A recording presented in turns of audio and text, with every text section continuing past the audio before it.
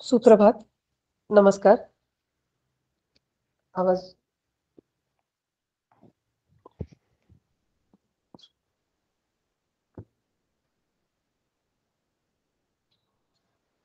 माऊलींच्या एका अभंगाने आज सुरुवात करते. देवाची ये द्वारी उभा क्षणभरी, देवाची ये द्वारी उभा क्षणभरी, तेणे मुक्तिचारी साधिल्या साधिल्या, देवाची ये द्वारी उभा क्षणभरी. हरिमुखे म्हणा, हरिमुखे म्हणा, हरिमुखे म्हणा, हरिमुखे म्हणा, पुण्याची गणना कोण करी, कोण करी रे, देवाची ये द्वारी उभा क्षणभरी. असोनी संसारी जिव्हे वेगुकरी, वेदशास्त्र उभारी बाह्या सदा, बाह्या सदा, देवाची ये द्वारी उभा क्षणभरी. ज्ञानदेव म्हणे व्यासाची ये खुणे, द्वारकेचे राणे पांडवा घरी, द्वारकेचे राणे पांडवा घरी, पांडवा घरी रे, देवाची ये द्वारी उभा क्षणभरी, तेणे मुक्तिचारी साधिल्या साधिल्या, देवाची ये द्वारी उभा क्षणभरी, देवाची ये द्वारी उभा क्षणभरी, देवाची ये द्वारी उभा क्षणभरी. गणेश शारदा चैव सद्गुरु सज्जनस्तथा, आराध्य दैवतं गुह्यं सर्वं मे रघुनन्दनः. गणेश शारदा सद्गुरु संत सज्जन कुळेश्वरू, सर्व हि माझा रघुवीरू, सद्गुरु रूपे श्रीराम. माझे आराध्य दैवत परम गुह्य गुह्यातीत, गुह्यपणाची मात नचले जेथे श्रीराम. ब्रह्मानंदं परमसुखदं केवलं ज्ञानमूर्तिं, द्वन्द्वातीतं गगनसदृशं तत्त्वमस्यादिलक्ष्यम्, एकं नित्यं विमलाचलं सर्वधी साक्षिभूतं, भावातीतं त्रिगुणरहितं सद्गुरुं त्वं नमामि.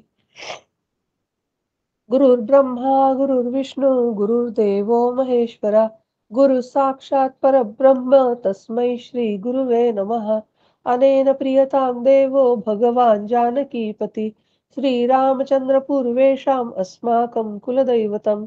शुकासारिखे पूर्ण वैराग्य जाचे, वसिष्ठा परिज्ञान योगेश्वराचे, कवी वाल्मिका सारिका मान्य ऐसा, नमस्कार माझा सद्गुरु रामदासा.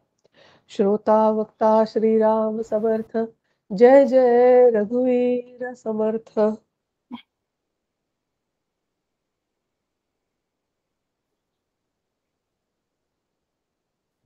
ओम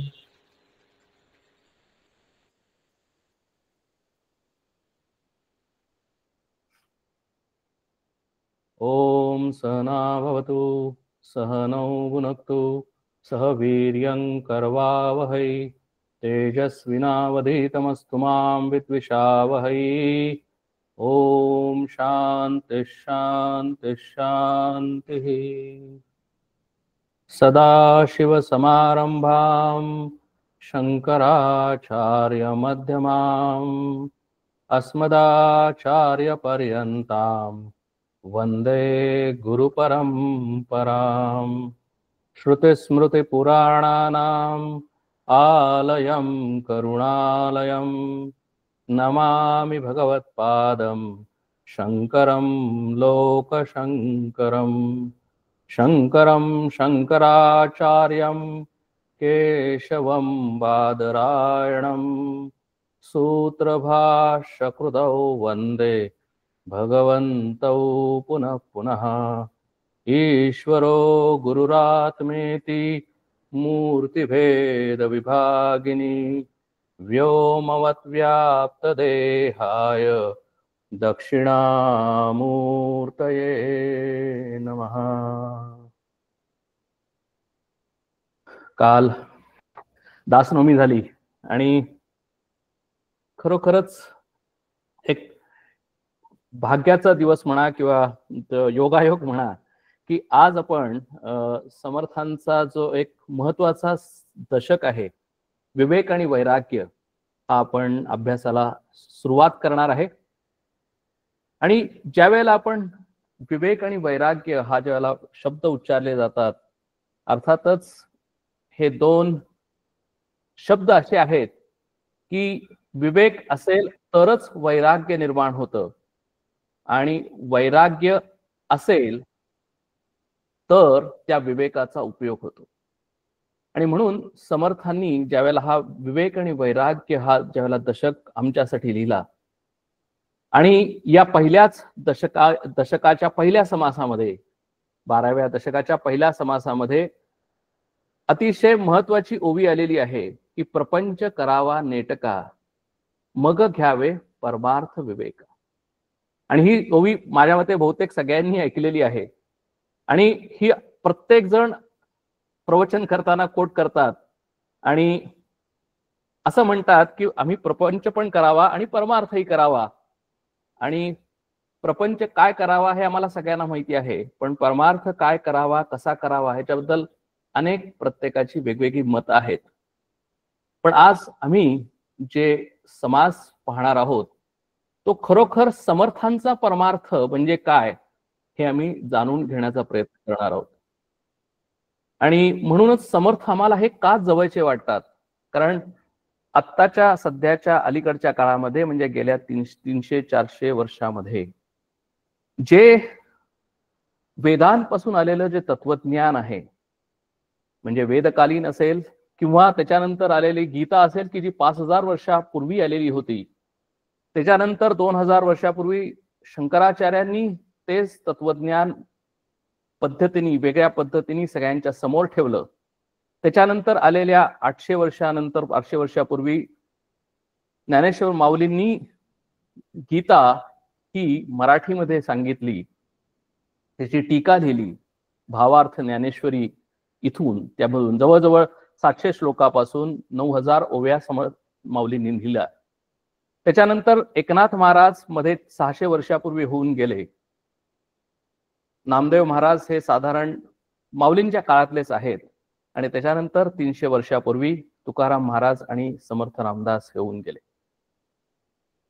सगळ्यांनी खरोखर तेच सांगितलं पण बऱ्याच वेळेला सगळ्या संतांनी जे सांगितलं आम्हाला त्याच्यामध्ये वैराग्य आणि निवृत्ती हा उपदेश केल्यामुळे आम्हाला गृहस्थाश्रमा लोकांना असं वाटतं की ते सगळे संत वेगळे आहेत, त्यांचा आणि आमच्याशी काहीही त्यांचा संबंध नाही। याचं कारण काय की आम्ही गृहस्थाश्रमी आहोत, आम्ही प्रपंच करणारी माणसं आहोत आणि प्रपंच करत असल्यानंतर आम्हाला परमार्थ हा दूरचा आहे किंवा परमार्थ हा आम्हाला पाहिजे तसा सोयीचा आम्ही करतो असं आम्हाला सगळ्यांना वाटतं।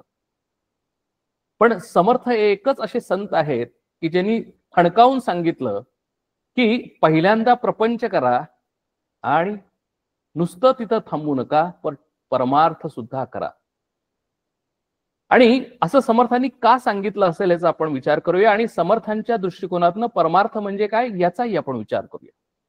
आणि परमार्थ केल्यानंतर आम्हाला काय मिळणार आहे याचाही विचार करू, कारण प्रपंच केल्यानंतर काय मिळणार हे आम्हाला सगळ्यांना माहिती आहे. प्रपंच करणं म्हणजे काय करणं हेही आम्हाला सगळ्यांना माहिती आहे, हे आम्हाला सांगायला लागत नाही.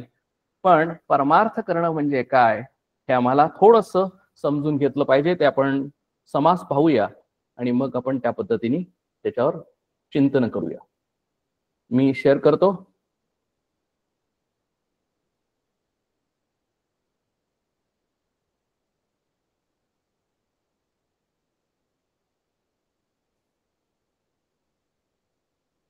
श्रीराम समर्थ.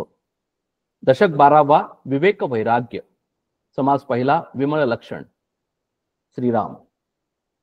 आधी प्रपंच करावा नेटका, मग घ्यावे परमार्थ विवेका, येथे आळस करू नका विवेकी हो. पहिलीच ओवी सांगितलं की आधी प्रपंच करावा नेटका. आपण एक एक एक एक त्याच्यावर अनालिसिस करू. सुरुवातीला सांगितलं की प्रत्येक माणसाने आधी प्रपंच करावा. आधी म्हणजे प्रथम, म्हणजे परमार्थाच्या आधी प्रपंच करावा असं समर्थांनी सांगितलं. म्हणजे याच्यामध्ये सिक्वेन्स आहे. परमार्थ आधी करा आणि नंतर प्रपंच करा असं सांगितलेलं नाही, तर आधी प्रपंच करा आणि मगच परमार्थ करा असं समर्थांनी इथं सांगितलेलं आहे. पण प्रपंच कसा करायला सांगितलाय? नेटका करायला सांगितलाय. नेटका करायला पाहिजे म्हणजे काय? तर आमची नेटकाची कन्सेप्ट काय आहे की मी माझी कर्तव्य केली. म्हणजे आता आपल्याला सगळ्यांना माहिती आहे की मी ज्या वेळेला मी प्रपंच करतो म्हणजे काय करतो, तर मी गृहस्थाश्रमी आहे. मी कुणाचा तरी मुलगा असेल, मी कुणाचा तरी पती असेल, मी कुणाचा तरी वडील असेल. मी त्यामुळे माझी काही कर्तव्य आहेत आणि ती कर्तव्य मी व्यवस्थित पार पाडणे म्हणजे प्रपंच करणे असं आम्हाला सगळ्यांना वाटतं. तसंच जसा मी ह्या समाजामध्ये आहे त्यामुळे समाजाची सुद्धा माझं काहीतरी देणं आहे. म्हणून माझ्या कुटुंबाशी मी ज्याला कर्तव्य पार पाडतो त्याचप्रमाणे मी समाजाची काही कर्तव्य पार पाडतो. आणि मी ज्या देशामध्ये राहतो म्हणून मी देशाची काही कर्तव्य पार पाडतो, देशभक्ती वगैरे वगैरे. किंवा आम्ही या वसुधैव कुटुंबकम म्हणजे या पृथ्वीवर आहे आणि मनुष्य म्हणून आम्ही या पृथ्वीवर जन्मलेलो आहोत, तेव्हा आमची पृथ्वीच्या प्रती काही कर्तव्य आहेत ती सुद्धा आम्ही पार पाडली पाहिजेत, हेही आम्हाला माहिती आहे. आणि यालाच आम्ही नेटका असा शब्द वापरतो. समर्थांनी पण हा शब्द वापरलेला आहे की आधी प्रपंच करावा नेटका. आणि हे आम्हाला सांगायला लागत नाही. आम्ही लहानपणापासून शाळेत असल्यापासूनच आम्ही रजोगुणामध्ये निर्माण झालेले असल्यामुळे, कारण मनुष्य जन्म जर आम्ही घेतलेला असेल तर आमच्यामध्ये रजोगुण जास्त आहे, यात काही प्रश्नच नाही. आणि रजोगुणाचा एकच इफेक्ट म्हणजे आम्हाला सतत काही ना काहीतरी करावंसं वाटतं. आणि आम्ही जन्मापासून मृत्यूपर्यंत सदैव सारखं काही ना काहीतरी करत राहतो. आणि त्यालाच समर्थांनी इथं नाव दिलेलं आहे की आधी प्रपंच करावा नेटका. पण मग समर्थ इथं थांबलेले नाहीत, कारण समर्थांना काहीतरी सांगायचं आहे. कारण आमच्या आयुष्याचं काहीतरी इति कर्तव्यता आहे. आमच्या आयुष्याचं ज्या अर्थी आम्ही जन्म घेतलेला आहे त्या अर्थी आम्हाला काहीतरी इथे मिळवायचं आहे, काहीतरी आम्हाला साध्य करून घ्यायचं आहे. त्यासाठी आम्ही इथे आलेलो आहोत. आणि ते साध्य म्हणजे मला स्वतःला एक शांतता लाभणं, मला स्वतःला एक परम आनंद लाभणं, म्हणजे अत्यंत दुःख निवृत्ती निरतिशय आनंदस्य प्राप्ती इति मोक्षः, म्हणजे हा परमार्थाची डेफिनेशन आहे. म्हणजे परमार्थ करणं म्हणजे काय, तर ह्या जगामध्ये असतानाच, या शरीरामध्ये असतानाच, या प्रपंचामध्ये असतानाच मी माझी सर्व दुःख ही नाहीशी व्हावीत, निराश व्हावीत आणि मला इथे आत्ता या ठिकाणी अत्यंत आनंदाची प्राप्ती व्हावी, अत्यंत सायलेन्स किंवा शांतता माझ्या मनामध्ये निर्माण व्हावी, की हे सायलेन्स किंवा हा आनंद हा कधीही न जाणार आहे, तो नेहमी टिकणारा आनंद आहे. म्हणजे तो आनंद येणारा जाणारा नाही.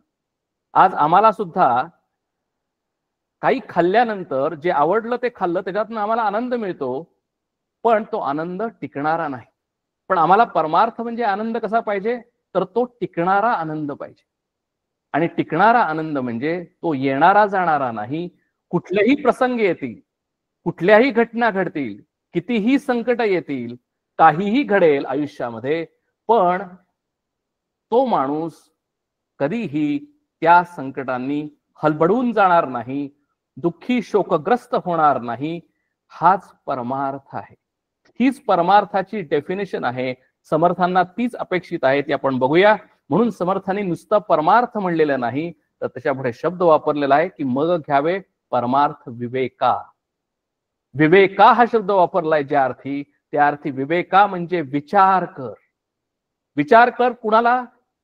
तर विचार कर म्हणजे आम्ही नेहमी आमच्या मनामध्ये वेगवेगळे थॉट्स येतात, विचार येतात, पण त्याला विवेक म्हणत नाही.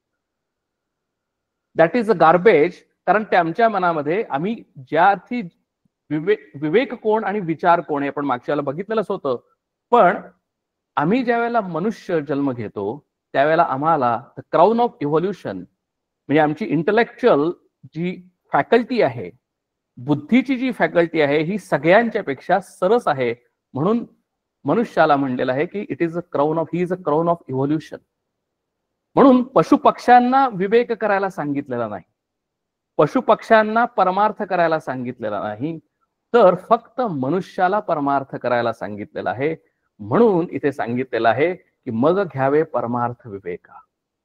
म्हणून माणसाला हा सांगितलेला आहे, उपदेश केलेला आहे की तू विवेकाने विचार कर आणि नुसता विचार करू नकोस. सत्सत विवेक बुद्धी म्हणजे चांगलं काय, वाईट काय, योग्य काय, अयोग्य काय, नीती काय, अनिती काय, याच्यामध्ये डिफरन्सिएशन करणं म्हणजे विवेक करणं. आणि म्हणून समर्थांनी आम्हाला पहिल्याच ओळीमध्ये सावध केलेलं आहे की तू परमार्थ कर, पण कसा कर? विवेकाने कर. आता आपण थोडंसं बघूया. आज आता सध्याच्या काळामध्ये अनेक लोक वेगवेगळ्या पद्धतीने परमार्थ करतात. आणि आमची परमार्थाची डेफिनेशन काय? तर आम्ही पूजा करतो, आम्ही वेगवेगळ्या तीर्थक्षेत्रांना जातो, आम्ही नामस्मरण करतो, आम्ही मेडिटेशन करतो आणि वेगवेगळे उत्सव साजरे करतो. म्हणजे आता जर सध्या जर बघितलं तर सध्या अनेक वेगवेगळ्या पद्धतीने टूम निघालेली आहे की अयोध्येला चला, अयोध्येला रामलल्लाच्या भेटीला जाऊ, अशी एक 15, 20, 30 लोकांची टीम तयार होते आणि सगळे मिळून आम्ही रामलल्लाच्या भेटीला जातो. आम्ही नर्मदा परिक्रमा करणं आवश्यक आहे, कारण नर्मदा परिक्रमा केल्यानंतर म्हणजेच परमार्थ आहे. म्हणजे आम्ही एक बस बुक करतो आणि सगळे मिळून 15 दिवसाची नर्मदा परिक्रमा करतो. दासनवमी आहे, काल दासनवमी झाली, त्यामध्ये आम्हाला वेगवेगळ्या पद्धतीने उत्सव साजरा केला पाहिजे. म्हणजे मोठ्या प्रमाणावर लोकांना बोलवलं पाहिजे आणि मोठ्या प्रमाणावर एक छान जेवण घातलं पाहिजे, म्हणजेच परमार्थ झाला. अशा पद्धतीने आम्ही परमार्थाची डेफिनेशन केलेली आहे. आणि म्हणून समर्थ म्हणतात की हा परमार्थ म्हणजे प्रपंचात, परमार्थ हा प्रपंचासारखाच केल्यासारखा झालं. पण प्रपंचामध्ये आम्ही तेच करतो. प्रपंचामध्ये आम्ही काय करतो? आम्ही आमच्या मित्रांना, मैत्रिणींना जेवायला बोलवतो, मस्तपैकी काहीतरी मेनू ठरवतो आणि गप्पा मारतो आणि काय करतो? थोडक्यात आम्ही वीकेंड साजरा करतो. मग परमार्थ म्हणजे वेगळं काय? जसं आम्ही मित्रांना बोलवलं, इथं आमचे मित्रमैत्रिणी वेगळे असतील, आमचा ऑब्जेक्टिव्ह वेगळा असेल, पण आम्ही लोकांना बोलवतो आणि लोकांना बोलाल्यानंतर, एकत्र आल्यानंतर आम्ही उत्सवाच्या अनुषंगानं, उत्सवाच्या नावानं, परमार्थाच्या नावानं आम्ही जसं आम्हाला प्रपंचामध्ये सांगितलेलं आहे, प्रपंच आम्हाला जसा कळलेला आहे, त्याच पद्धतीने आम्ही ते परमार्थामध्ये करायचा प्रयत्न करतो. नवे नवे तेच करतो. आणि आम्ही म्हणतो की अरे बघा, समर्थांनी पण सांगितलेलं आहे की आधी प्रपंच करावा नेटका, मग घ्यावे परमार्थ विवेका. म्हणजे आम्ही परमार्थ करतोय. समर्थ म्हणतात की विवेक केलायस का तू? जर तुला या सगळ्या ह्याच्यातून जर आनंद मिळणार असेल, आणि उत्सव केल्यानंतर आनंद मिळतोच, घरी मित्रमैत्रिणी आल्यानंतर त्यांना जेवायला घातल्यानंतर आम्हाला आनंद मिळतोच, त्यात काही प्रश्नच नाही. पण तो खरा आनंद आहे का? तो टिकणारा आनंद आहे का, हा आम्ही विचार केला पाहिजे. म्हणजे उत्सव करायला प्रॉब्लेम नाही, नर्मदा परिक्रमा करायला प्रॉब्लेम नाही, सगळ्यांनी मिळून रामलल्लाला जायला प्रॉब्लेम नाही, ते केलंच पाहिजे. पण आम्ही विचार केला पाहिजे की त्याच्या पलीकडे अजून काही परमार्थ आहे का, किंवा त्याच्या पलीकडे परमार्थ करायचा म्हणजे नक्की काय करायचं.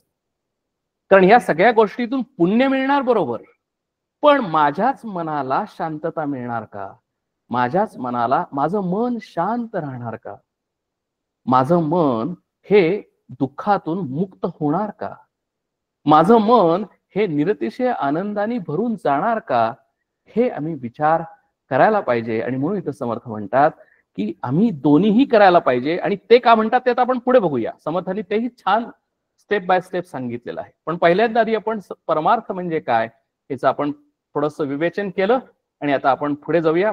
समर्थ म्हणतात की येथे आळस करू नका, विवेकी हो.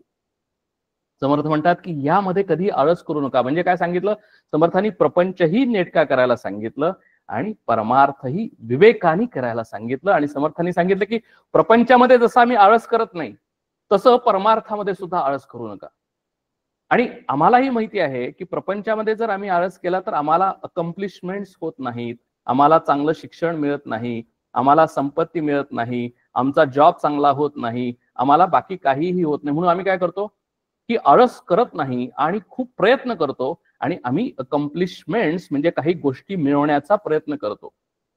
एक्झॅक्टली तोच लॉजिक आम्ही परमार्थामध्ये वापरतो आणि आम्ही अनेक गोष्टी अकम्प्लिश करायचा प्रयत्न करतो. कारण का की आम्ही काळजीपूर्वक मी शब्द वापरतो की जे मन आम्हाला प्रपंचामध्ये आहे, जे मन आम्हाला प्रपंचामध्ये आम्ही डेव्हलप केलेलं आहे, जे इंटलेक्ट आम्ही प्रपंचामध्ये जमा केलेलं आहे, तेच मन तीच बुद्धी घेऊन आम्ही परमार्थामध्ये जातो. आणि आम्ही ज्या पद्धतीने प्रपंच करायची आम्हाला प्रॅक्टिस झालेली आहे, त्याच पद्धतीने आम्ही परमार्थ करायचा प्रयत्न करतो आणि त्यांना नाव देतो, आणि आम्ही आनंदी होतो की आम्ही परमार्थ छान केलेला आहे. बरोबर. आता पुढे जाऊया. म्हणून समर्थांनी हा विवेक हा शब्द या ओवीमध्ये दोनदा वापरलेला आहे. आता पुढे जाऊया. समर्थांनी सांगितलेलं आहे की प्रपंच सांडून परमार्थ कराल, तेणे तुम्ही कष्टी व्हाल, प्रपंच परमार्थ चालवाल, तरी तुम्ही विवेकी. समर्थांनी विधान केलं, सिद्धांत सांगितला की जो माणूस प्रपंचामध्ये सक्सेसफुल होतो, जो प्रपंचामधली सगळी कर्तव्य तो व्यवस्थित नेटकेपणाने पार पाडतो, तो सुद्धा परमार्थामध्ये सक्सेसफुल होतो. का ते आपण पुढे बघूया. पण समर्थांनी इथे सांगितलं की प्रपंच सांडून परमार्थ कराल. म्हणजे एखाद्या, आता आपल्याला सगळ्यांना बऱ्याच वेळेला माहितीये की जर प्रपंचामध्ये मला जर काही होत नसेल, माझ्याकडे अपयश आलेलं असेल, तेव्हा आजकाल अजून एक वृत्ती बळावलेली आहे की आम्ही परमार्थ करतो. म्हणजे काय करतो, तर वस्त्र बदलतो आणि संन्यास घेतो. कारण का की आम्हाला आता दॅट इज फ्लाइट, म्हणजे फाईट आणि फ्लाइट ही पळण्याची, पळवाट करून परमार्थ करण्याची एक वृत्ती आहे, तो विचार आहे. म्हणून समर्थांनी आम्हाला सांगितलेलं आहे अगदी स्पष्टपणानं की प्रपंच सांडून परमार्थ कराल, तेणे तुम्ही कष्टी व्हाल. म्हणून आमचे स्वामीजी एक छान गोष्ट सांगतात की ते ज्या वेळेला हरिद्वार ऋषिकेशला होते, त्यावेळेला एक गृहस्थ आले तिथे, गृहस्थ आश्रमी आपल्यासारखेच होते ते. आणि ते म्हणले की इथं आता मी आलेलो आहे कारण का की आम्हाला ज्यावेळेला मी पुण्यामध्ये असतो, आम्ही ज्यावेळेला बेंगलोरला असतो, मुंबईला असतो, खूप त्रास आहे, खूप पोल्युशन आहे, नॉईज पोल्युशन आहे, खूप ट्रॅफिक आहे, शांतपणा मिळत नाही. आणि मला एका जागेवर शांतपणाने बसल्यानंतर मला मेडिटेशन करता येत नाही. म्हणून मी काय केलेलं आहे, तर मी आता हरिद्वार ऋषिकेशला आलेलो आहे, म्हणजे मला इथं जरा शांतता मिळेल. आम्ही सुद्धा खूप कॉर्पोरेट मधनं, कंपनीतनं खूप त्रास झाला, व्हेकेशन म्हणून आम्ही शांत ठिकाणी जातो. तसंच त्यांनीही विचार केला की अरे, तर आपण मन शांत करण्यासाठी आपण ऋषिकेशला जाऊ. ते ऋषिकेशला आले, तिथे काही दिवस राहिले.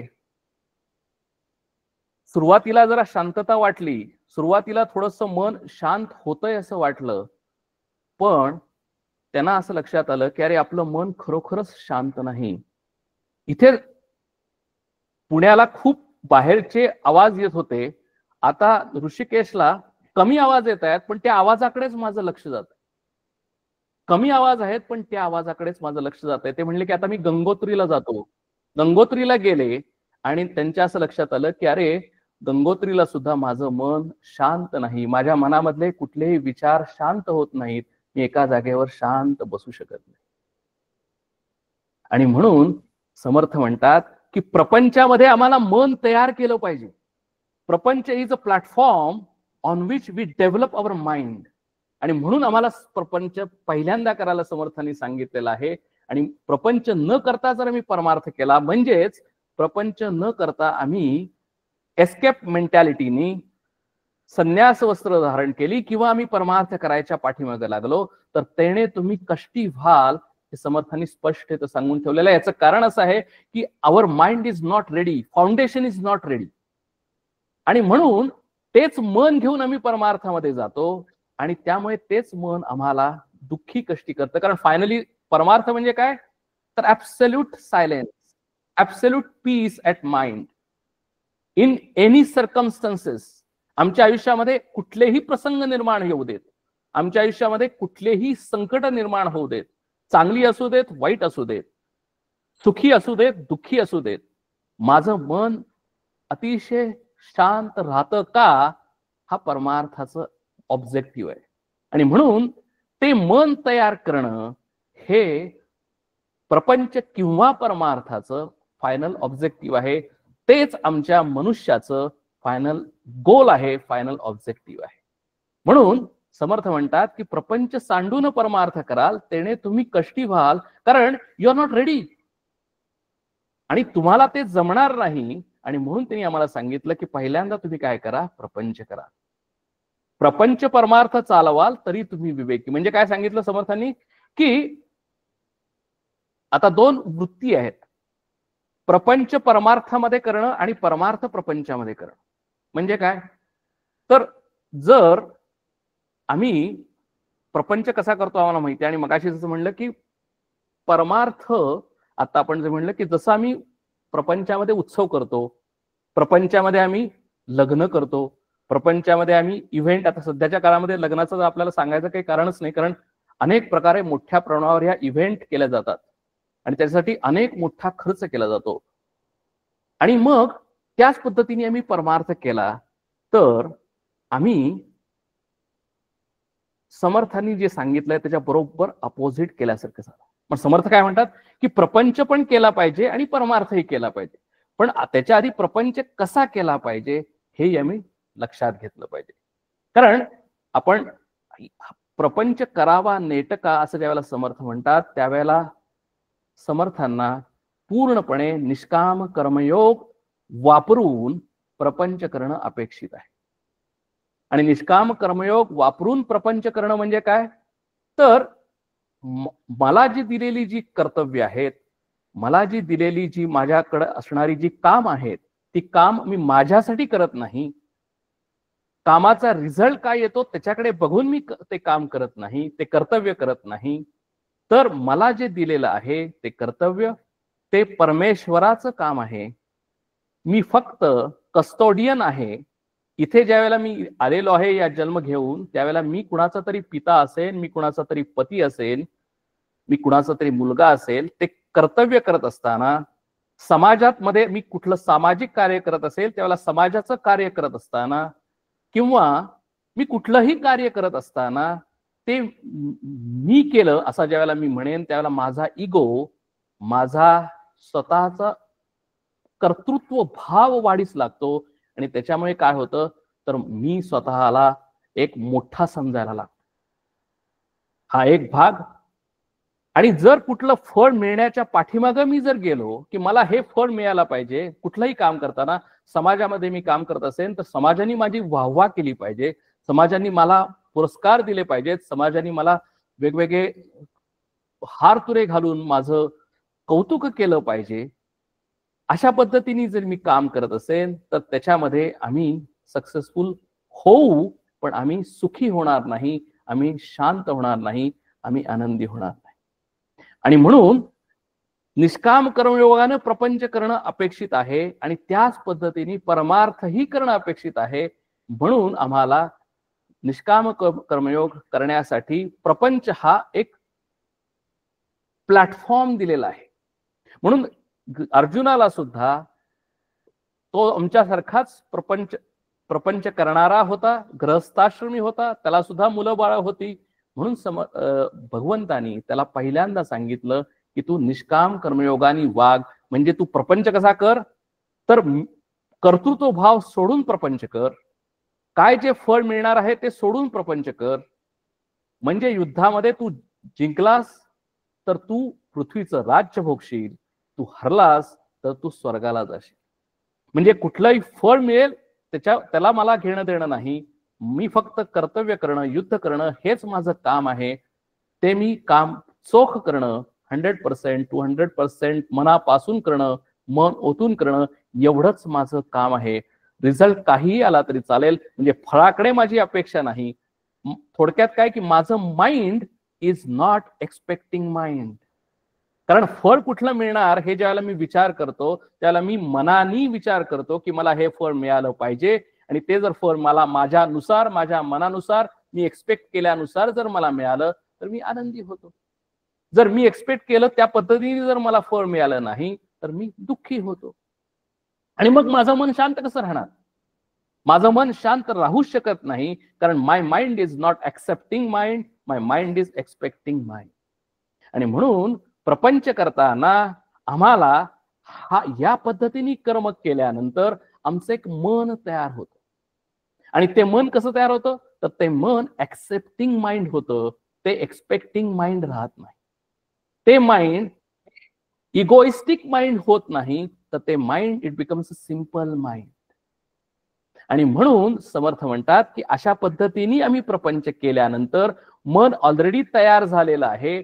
आणि मग तुम्ही त्याच मनाने परमार्थ करा. म्हणजे काय होईल, तर तुम्ही अजून नेक्स्ट लेवलला जा. जर तुम्ही प्रपंच न करता जर परमार्थाला गेला तर तिथेही तुम्हाला फेल्युअर आहे आणि प्रपंचातही फेल्युअर आहे.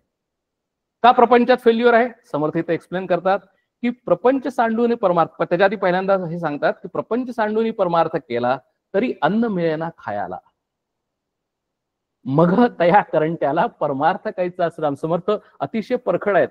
हीच त्यांनी स्पष्टपणाने सांगितलं की जर आम्ही प्रपंच सोडून जर परमार्थ केला तर आम्हाला खायला अन्न तरी मिळेल का? म्हणजे काय, तर मला जगायसाठी अन्न, वस्त्र, निवारा या बेसिक गरजा आहेत.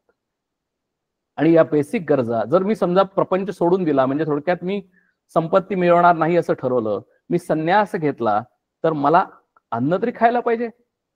मी भगवी वस्त्र जरी घातली तरी मला अन्न खायला पाहिजे. म्हणजे हे शरीर जगवण्यासाठी, अन्न, वस्त्र, निवारा या गरजा करण्यासाठी मला काहीतरी पाहिजे. आणि म्हणून स्वामी विवेकानंद सुद्धा म्हणतात की रिकाम्या पोटी परमार्थ करता येत नाही. जर मला भूक लागलेली असेल, मला जर अन्न जर मिळत नसेल, अन्न, वस्त्र, निवारा या जर माझ्या बेसिक गरजा जर भागल्या नसतील, तर मी कुठलं मेडिटेशन करणार, कुठलं नामस्मरण करणार, कुठं मन शांत राहणार? आमचं मन सारखं त्या अन्नामध्ये जाईल. आणि म्हणून समर्थ म्हणतात, म्हणून समर्थांनी त्याला शब्द वापरलाय करंटा, की प्रपंच सोडून परमार्थ केला तरी अन्न मिळेना खायाला, मग तया करंट्याला परमार्थ कायचा. म्हणजे त्या माणसाला तो प्रपंचामध्ये सुद्धा फेल्युअर झाला आणि तो परमार्थामध्ये सुद्धा फेल्युअर झाला. म्हणून या या या माणसाची आपल्याला विचार करण्याचं सुद्धा कारण नाही. आपण पुढे जाऊ. आता आपला विचार बघूया की आपण सगळेजण आपण छान प्रपंच करत आहोत आणि आम्ही परमार्थ करण्याचा प्रयत्न करत आहोत असं आपण म्हणू. आता त्याच्यासाठी समर्थ काय सांगतात ते आपण पाहूया की परमार्थ सोडून प्रपंच करीसी तरी तू यमयातना भोगीसी, अंती परम कष्टी होसी, यमयातना भोगिता श्रीराम. ते समर्थांनी सांगितलं की अरे तू प्रपंच करतोयस, पण तू कसा करतोयस? परमार्थ सोडून करतोयस. म्हणजे कसं आहे की आपण जो परमार्थ जो बघितलेला आहे तो परमार्थ सोडून मी फक्त प्रपंच करतोय, मी माझी कर्तव्य सगळी व्यवस्थित पार पाडतोय. मग तरी तू यमयातना भोगीसी, अंती परम कष्टी होसी, यमयातना भोगिता श्रीराम. अंती हा शब्द वापरलाय समर्थांनी. अंती म्हणजे कधी? आमच्या स्वतःच्या अंतकाळामध्ये. अंती परम कष्टी होसी, यमयातना भोगिता श्रीराम. मग आम्ही यमयातना का भोगतो हा प्रश्न आहे. की जर आम्ही सगळं जर प्रपंच व्यवस्थित केलेलं आहे, आम्ही आमची सगळी कर्तव्य जर पार पाडलेली आहेत, तर मग आम्ही यमयातना भोगायचं कारण काय हा प्रश्न आहे. समर्थ इथं उत्तर देतात की साहेब कामास नाही गेला, गृहीच सुरवाडोनी बैसला, तरी साहेब कुटील तयाला पाहती लोक सिरा. समर्थांनी आता हे दृष्टांत दिलेलं आहे. काय दृष्टांत दिलेला आहे की साहेब कामास नाही गेला, गृहीच सुरवाडोनी बैसला, तरी साहेब कुटील तयाला पाहती लोक सिरा. म्हणजे समर्थांनी त्या काळात सुद्धा 300 वर्षापूर्वी लोक कंपनीत जात नसतील किंवा त्यावेळेला माझ्या मते त्यावेळेला इंग्रज पण आलेलेच होते, त्यामुळे म्हणून समर्थांनी शब्द वापरलाय की साहेब कामास नाही गेला, गृहीच सुरवाळोनी बैसला. म्हणजे गृहीच सुरवाळोनी बैसला म्हणजे काय तर प्रपंच. साहेब कामास नाही गेला म्हणजे काय तर मी जर फक्त प्रपंच केला आणि परमार्थ केला नाही. म्हणजे आपण आता थोडंसं असं गृहीत धरूया की आत्ताचं उदाहरण घेऊया की मी ऑफिस वर्क फ्रॉम होम आहे. वर्क फ्रॉम होम आहे म्हणल्यानंतर मी घरी काम करतोय. पण आता मला जरी मी वर्क फ्रॉम होम करत असेल, जरी मी कंपनीचं काम घरी बसून जर करत असेल आणि मी जर माझ्या मॅनेजरला रिपोर्टिंग केलं नाही, मी माझ्या अपर जो माझा कोण वरती आहे, जो माझा श्रेष्ठ आहे, जो माझ्या वरती आहे हायरार्कीमध्ये, त्याला मी सांगितलं नाही की मी काय करतोय, तर मला पगार मिळेल का हो? इनफॅक्ट मला पिंक स्लिप मिळून मला घरी बसायला लागेल. तो म्हणेल तू आता घरीच बस, कारण तू काय करतोयस मला माहिती नाही. जर मला रिपोर्टिंग केलं नाहीस, तू इथं ऑफिसमध्ये येत होतास, त्याला मला कळत तरी होतं की तू काहीतरी काम करतोयस, पण आता तू घरी बसून काम करतोयस, तर मला काहीच माहिती नाही आणि मला जर काहीच जर कळलं नाही तर तुझे रिझल्ट्स काय आहेत मला माहिती नाही, तर मी तुला कामावर काय ठेवू आणि मला कामावरून काढलं जाईल. म्हणून समर्थ म्हणतात की तरी साहेब कुटील तयाला पाहती लोक. म्हणून अशा वेळेला समर्थ म्हणतात की साहेब कुटील तयाला म्हणजे काय, तो आमचा मॅनेजर असेल, आमचा हायर अप असेल, तो मला रागवेल, तो मला काढून टाकेल आणि ते सर्व लोक पाहतील आणि माझं हसं होईल. हा झाला दृष्टांत. हा मग दृष्टांत इथं कसा आम्ही लागू पडणार, तर समर्थांना इथं म्हणायचं आहे की जर आम्ही आता बघा, मनुष्य हा एकच माणूस असा आहे की तो 2 फ्रंटवर एकाच वेळेला काम करू शकतो आणि ही आम्हाला फॅसिलिटी आम्हाला दिलेली आहे, पशुपक्ष्यांना दिलेली नाही. पशुपक्ष्यांना फक्त अन्न वस्त्र निवारा एवढं एकच काम दिलेलं आहे, म्हणजे त्यांना फक्त प्रपंच दिलेला आहे, त्यांना परमार्थ दिलेला नाही. मग आम्हाला प्रपंच आणि परमार्थ करण्यासाठी भगवंतानी फॅकल्टी दिलेली आहे. ती कुठली फॅकल्टी दिलेली आहे तर ती बुद्धीची फॅकल्टी दिलेली आहे. आणि मग इथं परमार्थ म्हणजे काय तर परमार्थ म्हणजे जे आम्हाला दिसत नाही ते आम्हाला समजून घेणं, ते आम्हाला जाणून घेणं, म्हणजेच आमच्या साहेबाला ओळखणं म्हणजेच परमार्थ आहे. म्हणजे माझ्या मॅनेजरला, म्हणजे माझ्या हायरअपला ओळखणं म्हणजे परमार्थ आहे. मग आता माझ्या हायरअपला ओळखणं म्हणजे काय तर त्या परमेश्वराला ओळखणं हा परमार्थ आहे. मग परमेश्वर कुठे आहे, परमेश्वर तर मला दिसत नाही. मग तो जर परमेश्वर जर मला दिसत नसेल तर तो परमेश्वर आहे का हे पहिल्यांदा मी विचार केला पाहिजे. आणि जर तो असेल तर तो मला कसा मिळेल, मला कसा दिसेल याचा मला विचार केला पाहिजे, बुद्धीनं विचार केला पाहिजे, म्हणजे तो परमार्थ आहे. आणि म्हणून समर्थांना प्रपंच म्हणजे ग्रॉस आणि परमार्थ म्हणजे सटल. प्रपंच म्हणजे स्थूल आणि परमार्थ म्हणजे सूक्ष्म. प्रपंच म्हणजे जे दिसतं आणि परमार्थ म्हणजे ते दिसत नाही. मग काय दिसत नाही आम्हाला, आमचं मन आम्हाला दिसतं. मला एक माणूस दाखवून द्या या जगामध्ये की तो म्हणेल की हे माझं मन आहे, हे मला दिसतं. ते आम्हाला कुणालाही दिसत नाही. आम्हाला त्याचा अनुभव येतो, पण आम्हाला कुणालाही आमचं स्वतःचं मन दिसत नाही. पण दिसत नाही म्हणून जे नाही असं नाही, कारण तेच मन आम्हाला संबंध दिवसभर नाचवतं, हे आमचा स्वतःचा अनुभव आहे. ते मन जर सुखी असेल तर मी सुखी असतो हे मला माहिती आहे. ते जर मन दुःखी असेल तर मी दुःखी असतो हे मला समजतं, हा कॉमन सेन्स आहे.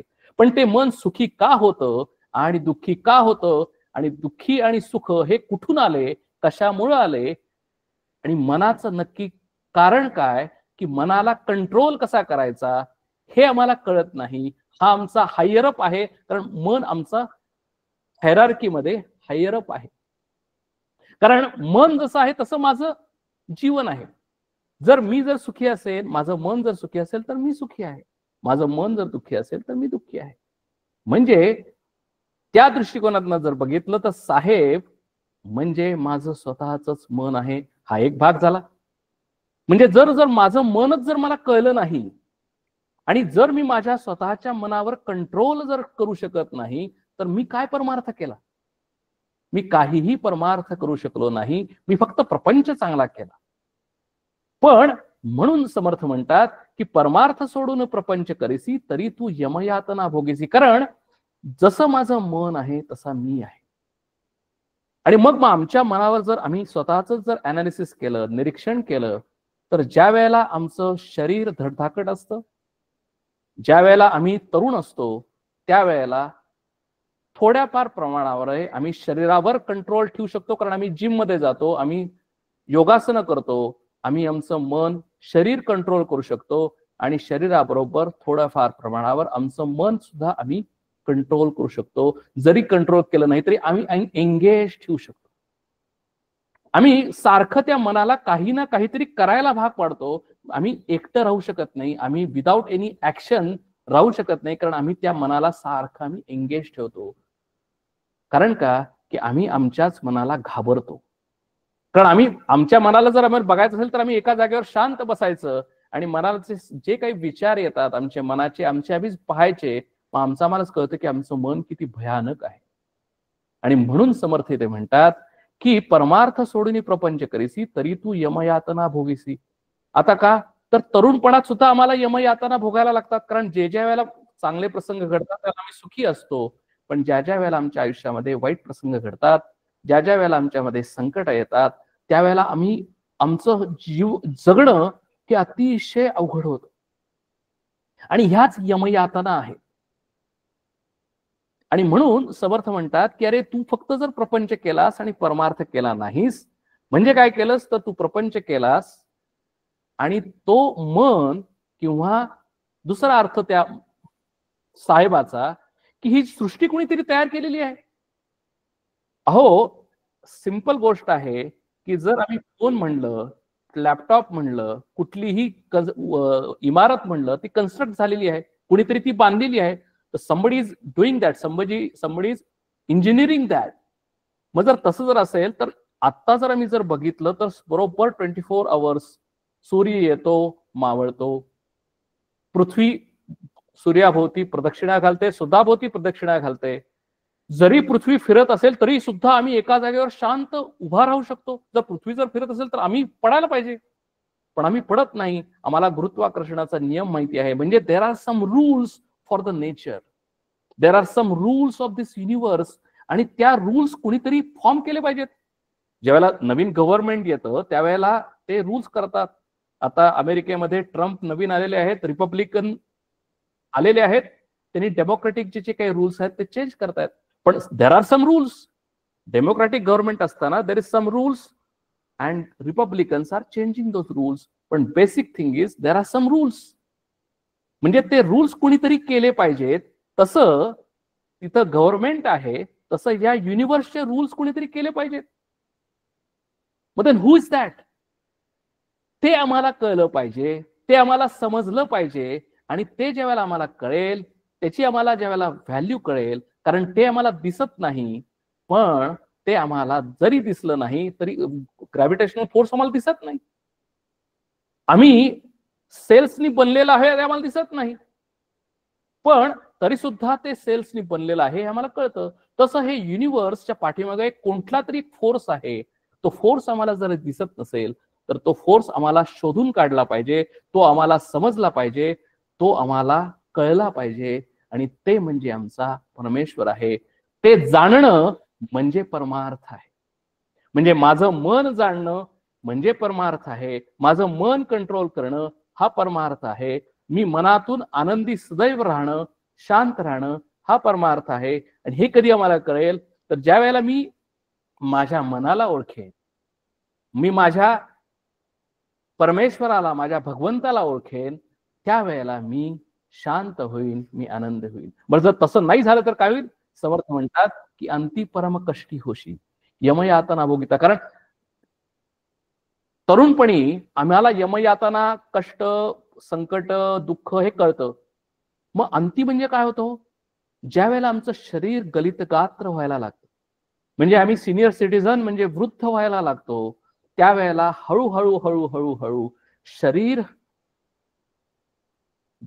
डिकम्पोज, म्हणजे शरीर खाली खाली खाली चाललेलं आहे. पण त्याच वेळेला आम्हाला असं लक्षात येतं की माझं मन सुद्धा हळूहळू हळूहळू कमी कंट्रोल होत चाललेलं आहे. आणि म्हणून ज्या वेळेला आम्ही अशी आमची एक अवस्था येते की ज्या वेळेला आम्ही शेवटच्या क्षणी पडलेलो असतो, आमचं स्वतःचं शरीर आम्हाला उठवता येत नाही. आम्हाला सगळ्यांना ती अवस्था येणार आहे. आमच्या स्वतःच्या आयुष्यामध्ये प्रत्येकाला ती कधी ना कधीतरी ती अवस्था भोगायलाच लागणार आहे. आम्ही ऍक्सेप्ट करा किंवा ऍक्सेप्ट करू नका, आम्ही त्याच्याबद्दल विचार सुद्धा आम्हाला आणवत नाही. पण हे सत्य आहे की आम्हाला स्वतःला, प्रत्येकाला ती अवस्था भोगायला लागणार आहे. आणि त्या अवस्थेमध्ये आमचं शरीर कलित गात्र झालेलं आहे आणि आमचं मन सुद्धा कलित गात्र झालेलं आहे.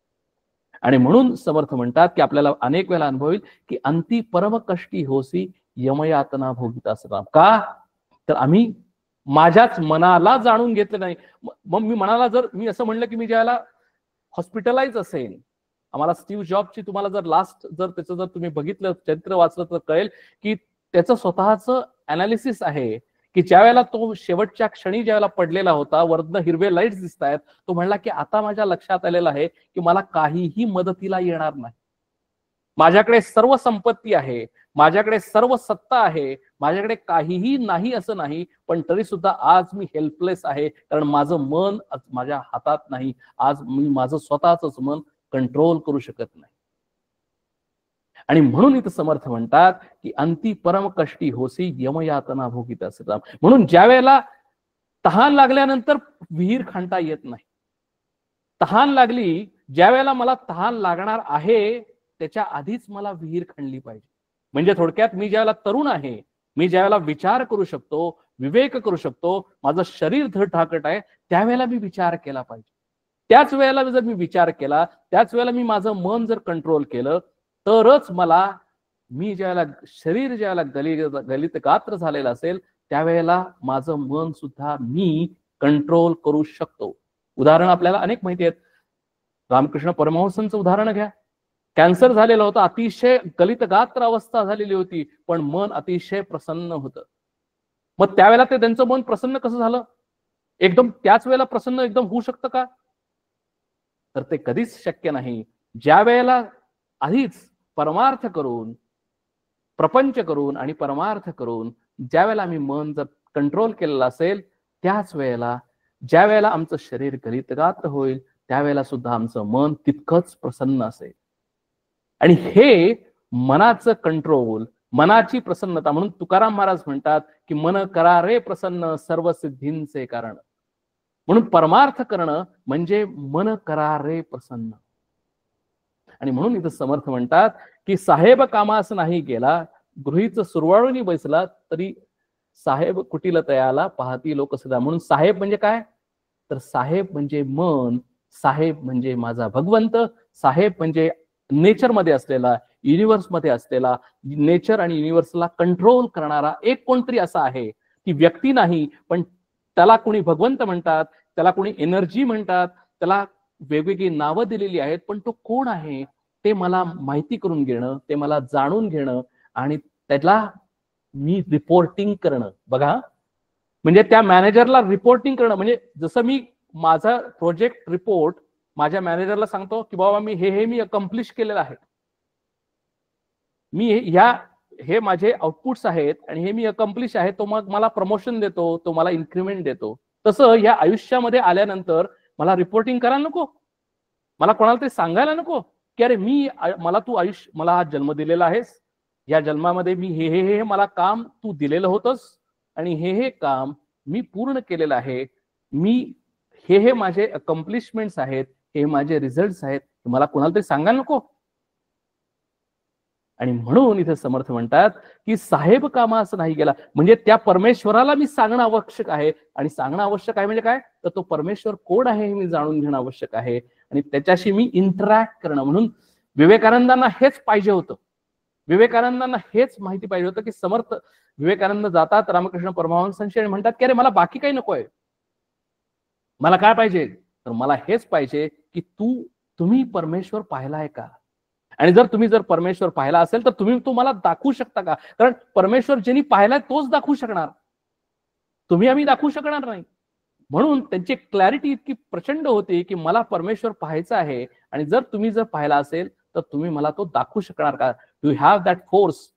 आणि म्हणून ते साहेबाकडे गेले, म्हणजेच हायरार्की अप कडे गेले, म्हणजे मला माझ्यापेक्षा कोणतरी श्रेष्ठ आहे, माझ्यापेक्षा कोणतरी वरचा आहे, त्याच्याकडे पशी मी गेलो. म्हणजे तो परमार्थाच्या भाषेमध्ये सद्गुरू आहे.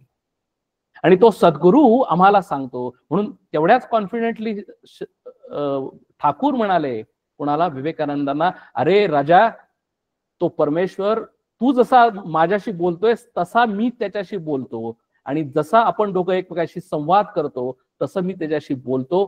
एवढ्या जवळून मी त्याला पाहिलेलं आहे आणि नक्कीच मी तुला तो दाखवू शकतो.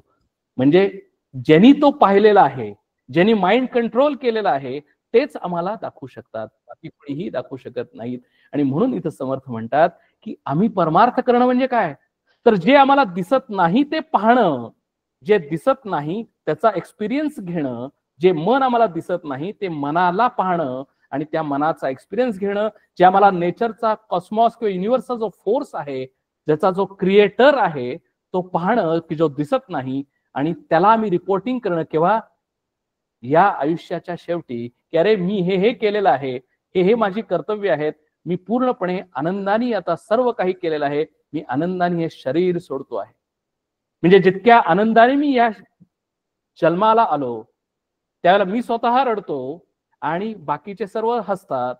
ज्या वेळेला मी हे शरीर सोडतो त्यावेळेला बाकीचे रडतात, पण मी सुद्धा रडतो. कारण का, की मी रिपोर्टिंग जर केलं नसेल तर माझ्या आत मनामध्ये काहीतरी खंत राहते, मला काहीतरी चुकल्यासारखं वाटतं, मला काहीतरी अपुरं वाटतं. आणि म्हणून परमार्थामध्ये म्हणलेलं आहे की तुझं आहे तुझं पाशी जागा चुकलाशी. अरे तूच तुझ्यापाशी आहेस, तुझा भगवंत बाहेर नाहीच आहे, तो भगवंत आतच आहे. ते भगवंत हा मनाच्या ठिकाणीच आहे. आणि तू त्या भगवंताला जर जाणून घेतलंस तर तू काय होशील, तर तू अतिशय आनंदामध्ये जाशील. जाताना तू आम्ही जातो आमच्या गावा, आमचा राम राम घ्यावा, इतक्या सहजतेने. कालच दासनवमी झाली, आपल्याला सगळ्यांनी समर्थांचं चरित्र पाहिलं असेल, समर्थांचं चरित्र ऐकलं असेल. समर्थांनी शरीर सोडताना अतिशय आनंदाने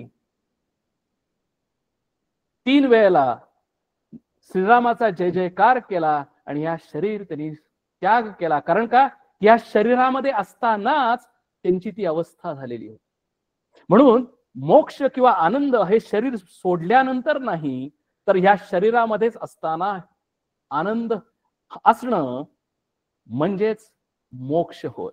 म्हणून मोक्ष मेल्यानंतर नाही, मोक्ष ह्या शरीरामध्ये असतानाच भोगण्याची ती अवस्था आहे. आणि ती अवस्था मिळवणं हे आमच्या मनुष्याचा पुरुषार्थ आहे, हे आमचं स्वतःचं कर्तव्य आहे. आम्ही सगळी कर्तव्य करतो, इतरांसाठी सगळी कर्तव्य करतो, पण आम्ही आमचं स्वतःचं कर्तव्य करत नाही. आणि म्हणून ते समर्थ म्हणतात की तेव्हा महत्वाची गेले दुर्जनांचे हासे झाले, दुःख उदंड भोगिले आपुल्या जीवे श्रीराम. म्हणून समर्थ म्हणतात की आम्ही महत्वाचं काय तेच तेवढं बाजूला ठेवलं आणि बाकी सगळं केलं. आणि म्हणून आमचं काय झालं, तर हास्य झालं, आमचंच आमच्या आयुष्यामध्ये हास्य झालं. कशाच्या दृष्टिकोनातनं, तर कारण का, की आम्ही स्वतःच बद्दल जे कर्तव्य होतं ते आम्ही केलं नाही. बाकी सर्व प्रपंच केला, पण आम्ही आमच्यासाठी असलेलं कर्तव्य म्हणजे मला स्वतःला ओळखणं, माझ्या मनाला ओळखणं, आणि ज्यानं मला तयार केलेलं आहे, ज्यानं मला जन्म दिलेला आहे, जो माझा पालन करता आहे, ते माझे आई वडील शरीराने तर आहेतच, पण त्या आईवडिलांना पालन करता कोण, त्यांना जन्म देणारा कोण, या सगळ्या सृष्टीला जन्म देणारा कोण, त्याला ज्यावेळेला मी ओळखतो त्यावेळेला मी आनंदी होतो. आणि जर तसं जर मी केलं नाही तर दुःख उदंड भोगिले आपल्याच जीवाला अदंड दुःख भोगायला लागतं असं समर्थ म्हणतात.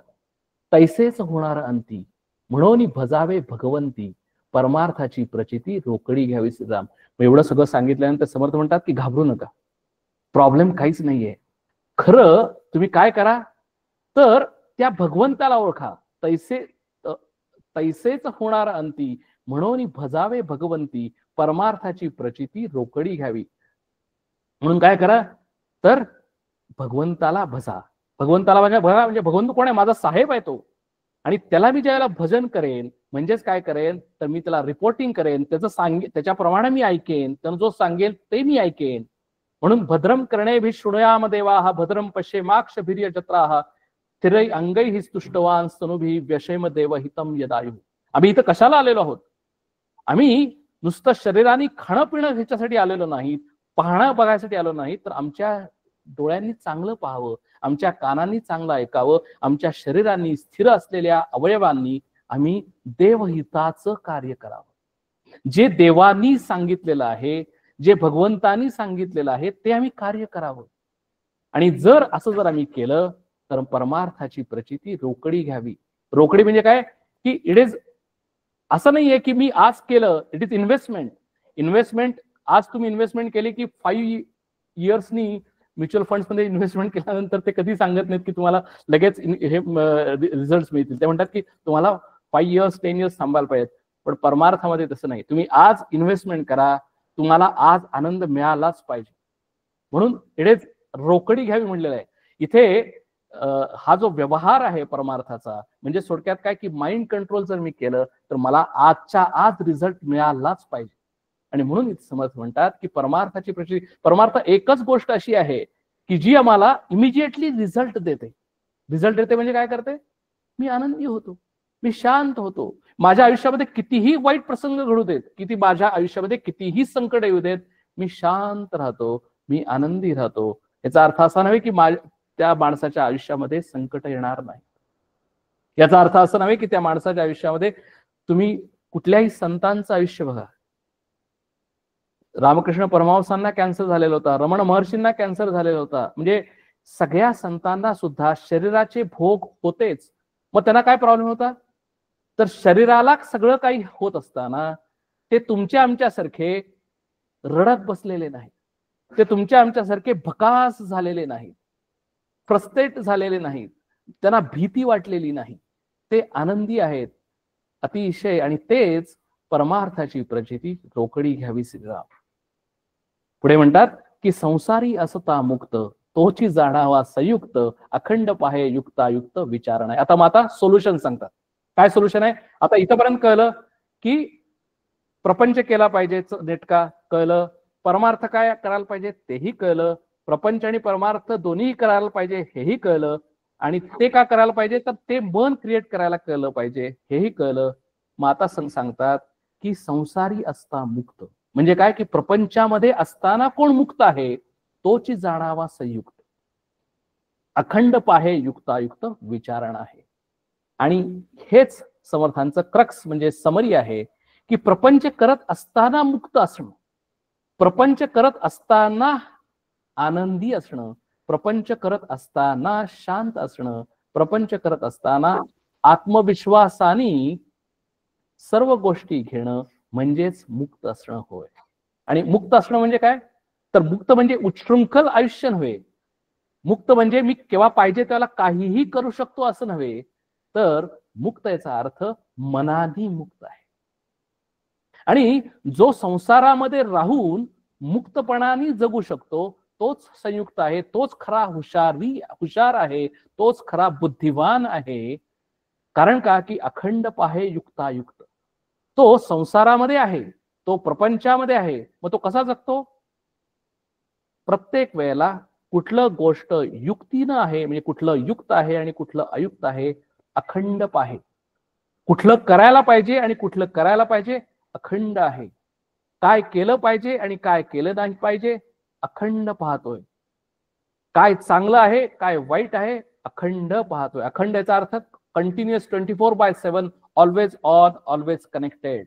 आपला सध्या कॉम्प्युटर आहे, कॉम्प्युटरच्या भाषेत मी बोलतो की त्याची बुद्धी इतकी ऑलवेज ऑन, ऑलवेज कनेक्टेड आहे, तो कधीही अखंड सावधान सदा सर्वदा बुद्धीनं विचार करतो.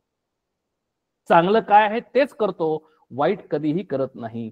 जे नीतीने करायचं आहे तेच करतो, कधीही अनितीचा वापर करत नाही. कर्म करत असताना, प्रपंचामध्ये कर्म करत असताना तो सदैव निष्काम कर्मयोगाने कर्म करतो. तो तुमच्या आमच्यासारखाच आहे. तुमच्या आमच्यासारखाच खातोय, पितोय, उठतोय, बसतोय, सर्व कामं करतोय, ऑफिसला जातोय, सर्व सर्व प्रकारे तीच कामं करतोय. फक्त त्याच्यामध्ये आणि आमच्यामध्ये जमीन अस्मानाचा फरक आहे. तो सगळं करत असूनही तो शांत आहे आणि आम्ही सगळं करून अशांत आहे. कारण का की आम्ही आमचं मन जाणलेलं नाही, आम्ही आमचं मनाला ओळखलेलं नाही. आम्ही निष्काम कर्मयोगाने कर्म करणं म्हणजे काय हे आम्ही जाणून घेतलेलं नाही. आणि जाणून जरी घेतलेलं असेल त्याप्रमाणे इम्प्लिमेंटेशन केलेलं नाही. कारण इम्प्लिमेंटेशन इज द की, आणि implementation cannot be done within a day. म्हणजे व्हिजन आणि एक्झिक्युशन, व्हिजन आणि मिशन. व्हिजन जरी आम्हाला माहिती असेल तरी ते मिशन करण्यासाठी एक्झिक्युशन आवश्यक आहे. आपल्या सगळ्यांना कॉर्पोरेटच्या मध्ये माहितीये की 10 वर्षानंतर, 15 वर्षानंतर, 20 वर्षानंतर कंपनी कशी व्हायला हवी त्याच्यासाठी आम्ही व्हिजन देतो. पण नुसती व्हिजन असून उपयोगाची नाही. मला चांगलं व्हायचं आहे, मला चांगलं व्हायचं आहे, मला चांगलं व्हायचं आहे. पण अरे चांगलं होण्यासाठी every day you have to work like that. म्हणून every day I need to have some target, I need to execute that with mission. म्हणून मिशन स्टेटमेंट दिलेलं असतं. आणि म्हणून जीवन जगत असताना प्रपंचामध्ये व्हिजन काय आम्हाला आयुष्याची, की माझ्या आयुष्यामध्ये मला 24/7 ऑलवेज आनंद हवा आहे. 24/7 माझं मन हे सतत प्रसन्न राहिलं पाहिजे.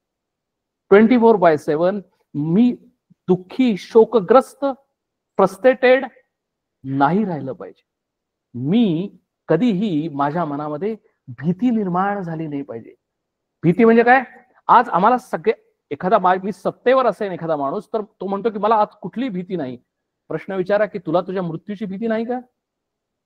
अहो आम्हाला कुठलीही दुसरी भीती नसते, पण प्रत्येकाला आमच्या स्वतःला आमच्या मृत्यूची भीती असते की माझं कसं होईल, माझा मृत्यू कधी ना कधीतरी होणार आहे हे मला सगळ्यांना माहिती आहे. पण आमच्या स्वतःच्या मृत्यूची भीती प्रत्येकाला असतेच असते.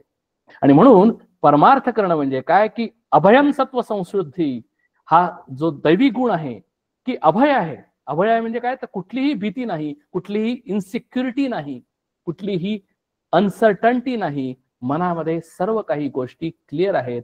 आणि म्हणून इथे म्हणतात की तोच मुक्त आहे. संसारी असता मुक्त तोची जाणावा संयुक्त, अखंड पाहे युक्तायुक्त विचारणा आहे.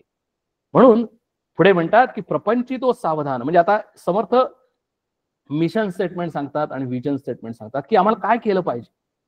तर प्रपंचामध्ये प्रपंची तो सावधान तो परमार्थ करील जाण. प्रपंची जो अप्रमाण तो परमार्थी खोटा श्रीराम. म्हणजे समर्थ म्हणतात की आता बघा ते पहिल्यांदा समर्थांनी सिद्धांत काय सांगितला की मला प्रपंच केला पाहिजे म्हणजे मग मला परमार्थ कळेल. बरोबर आहे. मग आता समर्थ म्हणतात की मग कसा प्रपंच करशील तू? तर प्रपंची तो सावधान म्हणजे सावधान राहून प्रपंच केला पाहिजे. का? तर ज्या वेळेला मी सावधान राहून प्रपंच करेन त्याच वेळेला मी माझं मन कंट्रोल करू शकेन. म्हणजे मगाशी जर म्हणलं तसं की प्रपंच हे फाउंडेशन आहे, प्रपंचनीचं प्लॅटफॉर्म आहे की त्या प्लॅटफॉर्म मध्ये मी माझं मन कंट्रोल करण्याचं एक्झरसाइज करू शकतो, मी एक्झिक्यूट करू शकतो. म्हणून समर्थ म्हणतात की जो सावधानतेने प्रपंच करतो म्हणजे काय की ऍब्सोल्यूट क्लिअर, ऍब्सोल्यूट अलर्ट, अखंड सावधानतेने सदा सर्वदा कसा प्रपंच करतो? तर तो प्रपंच म्हणजे निष्काम कर्मयोगानं केलेला प्रपंच आहे.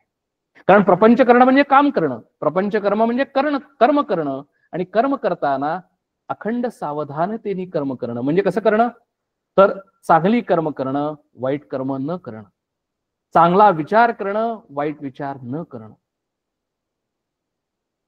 चांगली कर्म करत असताना कर्माच्या फळावर, रिझल्टवर लक्ष न देता मला जे कर्तव्य दिलेलं आहे ते मला जे कर्म दिलेलं आहे ती मनापासून करणं आणि जे काही रिझल्ट मिळेल तो मी प्रसाद म्हणून इन टोटो ऍक्सेप्ट करणं.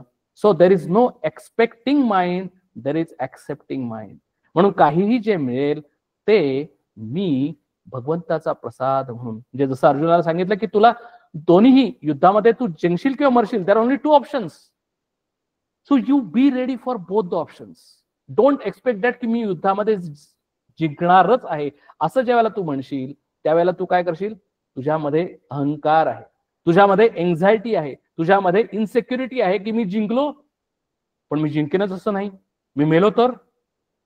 म्हणजे तुझ्यामध्ये इन्सेक्युरिटी आहे. आणि मग अशा इन्सेक्युरिटीनी, अशा एन्झायटीनी तू कर्मच करू शकणार नाहीस, तू युद्धच करू शकणार नाहीस. कारण काय की तुझ्या मनामध्ये सारखी ती एन्झायटी आणि इन्सेक्युरिटी आहे. म्हणून काय सांगितलं, so it is a very common sensical thing की तू कर्म कर, पण कर्म करताना विथ फुल कॉन्फिडन्स, विथ आत्मविश्वासाने कर, रिझल्ट कडे लक्ष देऊ नकोस. Any option is okay. जिंकलास तरी काही हरकत नाही, हरलास तरी काही हरकत नाही. आणि मग अशा पद्धतीने जर आम्ही खेळलो, बघा it's a game, life is a game, life is like a roller coaster ride. जर अशा पद्धतीने जर आम्ही लाईफ खेळलो, अशा पद्धतीने आम्ही संसार केला, अशा पद्धतीने आम्ही प्रपंच केला, तर माझं मन किती शांत राहील, माझं मन किती सहज राहील. त्या माणसाचं आयुष्य इतकं सहज होईल की काहीही घडलं तरी तो शांत आहे, त्याला काहीही प्रॉब्लेम नाही. तो फक्त कर्म करत जातो, तो फक्त कर्म करत जातो.